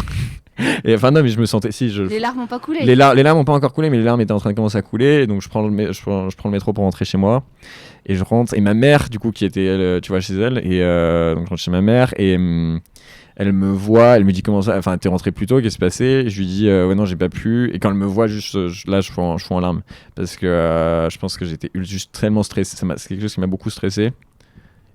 Et je me suis senti très faible à ce moment-là. Ça faisait pas longtemps que j'avais commencé, enfin ça fait toujours pas longtemps que j'ai commencé à faire du stand-up. En règle générale, tu pleures pas facilement? C'est-à-dire que tu vas pas pleurer devant un film? Je pleure, non, moi j'ai beaucoup de mal à pleurer devant un film. T'as déjà vu ton père pleurer? J'ai déjà vu mon père pleurer peut-être 2-3 fois à des enterrements ou à des... Enfin c'est fou, faut que j'arrête de dire que c'est fou. Ah. En fait, il y a des gens qui pleurent, il y a des gens qui pleurent pas. Et ouais, mais non, j'ai vu mon père pleurer 2-3 fois. J'ai vu pleurer peut-être plus que 2-3 fois quand même. Peut-être 2-3 fois dans les quelques dernières années, mais j'étais plus jeune, plusieurs fois peut-être. Tes potes, tu les as déjà vu pleurer? Mes potes, il y en a un que j'ai déjà vu pleurer. Tu veux dire pote meuf ou mec, ou les deux? Mec. Surtout mec. Parce que moi je peux dire que toutes mes copines je les ai vues pleurer. Mes copines je les ai pas mal pleurer. Mais tu vois, ce rapport qui est pas inné en fait. C'est-à-dire qu'on n'est pas. C'est pas parce que t'es un homme que t'as pas le droit de pleurer. Et c'est pas parce bien que sûr. Tu vois. Ouais, absolument. Bah non, mais mes potes, non, il y a peut-être un que j'ai déjà vu pleurer, un ou deux. Ouais. Pas beaucoup, ouais. Et moi, j'ai jamais pleuré devant. Je pense que j'ai jamais pleuré devant mes potes. Enfin, c'est peut-être une fois en cinquième, mais c'était un autre bordel. C'était pas... Parce que c'était pas gentil avec moi, ça n'a rien. C'était pas un pleur, c'était un pleur de vous. Quand même, hein. Oui, bien sûr, c'est des pleurs, mais c'était pas un pleur de je me sens suffisamment à l'aise avec vous pour pleurer, c'était plus un pleur de je me sens tellement pas à l'aise avec vous, je vais pleurer. Tu vois ce que je veux dire? C'est bien de s'autoriser quand même un pleur, parce que t'as des gamins qui pleurent. Ouais. Jamais. Ouais, on leur a dit depuis tout petit, pleurer c'est un truc de gonzesse. Ouais. Et qui vont même tu vas les souiller, tu vas les insulter, tu vas les rabaisser. Ils vont se péter la jambe, ils ne pleureront pas. Ouais. Donc l'intérêt de la question, il est là. Ouais, bien sûr, je comprends. Ouais. Mais je pense que de plus en plus on commence à, enfin on en parle. Je pense qu'on commence à en parler quand même, les mecs. Et je pense que ça, enfin tu vois, par exemple c'est tout bête. Moi, j'avais pas pleuré depuis longtemps quand même. Je pense que en gros la première fois récemment que j'ai pleuré, c'était il y a 1 an. Pleurer avec une pote. Après une soirée juste chelou. Et ensuite tu vois, j'ai pleuré, et depuis j'ai dû pleurer 4 ou 5 fois, tu vois. J'ai l'impression que il y a quelque chose qui s'était débloqué à ce moment-là. Assez souvent quand je pleure, ça se transforme en rire. Assez rapidement. Ouais, de la gêne. Et en même temps, en fait, je sais pas si c'est de la gêne. Il y a une partie tu dois avoir une grosse partie de gêne, et je pense qu'il y a aussi une partie de presque ah putain, c'est cool, en fait je ressens des choses quand même. Tu vois ce que je veux dire? Je suis tellement pas habitué. Ouais. En mode c'est ok, hein, t'as le droit de ressentir ça. Et hop, tu te transformes en rire. Ça se transforme assez vite en rire. Enfin là, par exemple, quand j'ai pleuré, tu vois, devant ma mère, j'ai pleuré, et puis assez rapidement, ça s'est transformé en rire. En fait, à la fois, il y avait un côté, genre, je pense, donc gêne, et à la fois, il y avait un... Putain, ça fait du bien, je vais rire. C'est ce que c'est, et puis c'est drôle. Enfin, moi, je trouve... c'est libérateur, hein. C'est libérateur, et puis je trouve ça... Enfin, moi, ça me fait rire quand je pleure. C'est con, mais c'est vrai qu'il y a un côté un peu... Putain, je suis en train de pleurer, c'est... Un truc de gonzesse. Non, c'est pas ça. C'est pas un truc... Je pense que c'est plus un truc genre ah putain t'es triste, c'est trop drôle. Parce que je trouve après je sais pas, c'est peut-être ma manière aussi à moi de sûrement enfin pas une manière masculine mais c'est peut-être un truc très masculin de gérer la tragédie avec un peu d'humour. Mais moi c'est vrai que je gère enfin tu vois, dès qu'il y a un truc qui me rend triste, je pense mon réflexe c'est d'essayer de voir l'humour dedans, mais du coup quand je pleure, il y a souvent tout de suite j'ai essayé de trouver l'humour. Mais c'est souvent dans les films quand tu vois des bandes de potes qu'il y en a un qui vit une rupture ou je sais pas quoi, souvent t'en as un qui arrive qui fait bon allez hop, on arrête de pleurer, alors parfois peut-être qu'il faut accueillir, enfin il y a pas de bonne réponse mais t'as raison, c'est vrai que parfois ce serait peut-être mieux d'accueillir ça. Moi juste de l'accepter et de dire je suis en train de pleurer, j'ai pas besoin de. C'est ok. J'ai pas besoin d'en faire un truc plus. Je suis en train de pleurer, c'est cool. C'est juste naturel. Cool. C'est naturel. C'est même pas. C'est neutre, mais c'est. C'est un acte normal en tout cas du corps humain. Bien sûr. Ouais, je crois qu'on a fait le tour. Ok, cool. Merci. Merci à toi, c'était très sympa. Merci d'avoir écouté cet épisode jusqu'au bout. Si comme Noah, vous souhaitez vous abonner à du porno féministe, j'ai négocié une offre spéciale de 35% de réduction sur la plateforme d'Erika Lust. Et ce, peu importe l'abonnement que vous choisissez, même si c'est juste un mois pour essayer. Vous trouverez le lien vers cette offre sur le site du podcast et dans la description. En toute transparence, de mon côté, si vous vous abonnez via ce lien, je toucherai un petit pourcentage sur les abonnements générés via cet épisode. Une autre manière de soutenir le podcast sans faire un don et en se faisant plaisir. De mon côté, j'ai juste eu le temps de tester le film gratuit et je confirme que la mise en scène au bord de la piscine, les actrices ou la manière de filmer n'ont strictement rien à voir avec du porno classique. C'est validé, sinon je n'aurais pas négocié cette offre. Enfin, vous pouvez toujours soutenir le podcast sur Tipeee et via PayPal. L'adresse mail pour me contacter et participer, ilseconfie@gmail.com, est la même que celle du compte PayPal si vous souhaitez faire un don de manière plus simplifiée. Pour rappel, mi-février, je serai à Besançon, puis en Haute-Saône. Je compte également passer par Toulon dans les semaines à venir. Donc si tu es un homme ou connais quelqu'un sur place qui serait un bon invité, n'hésite pas à lui en parler. À très vite.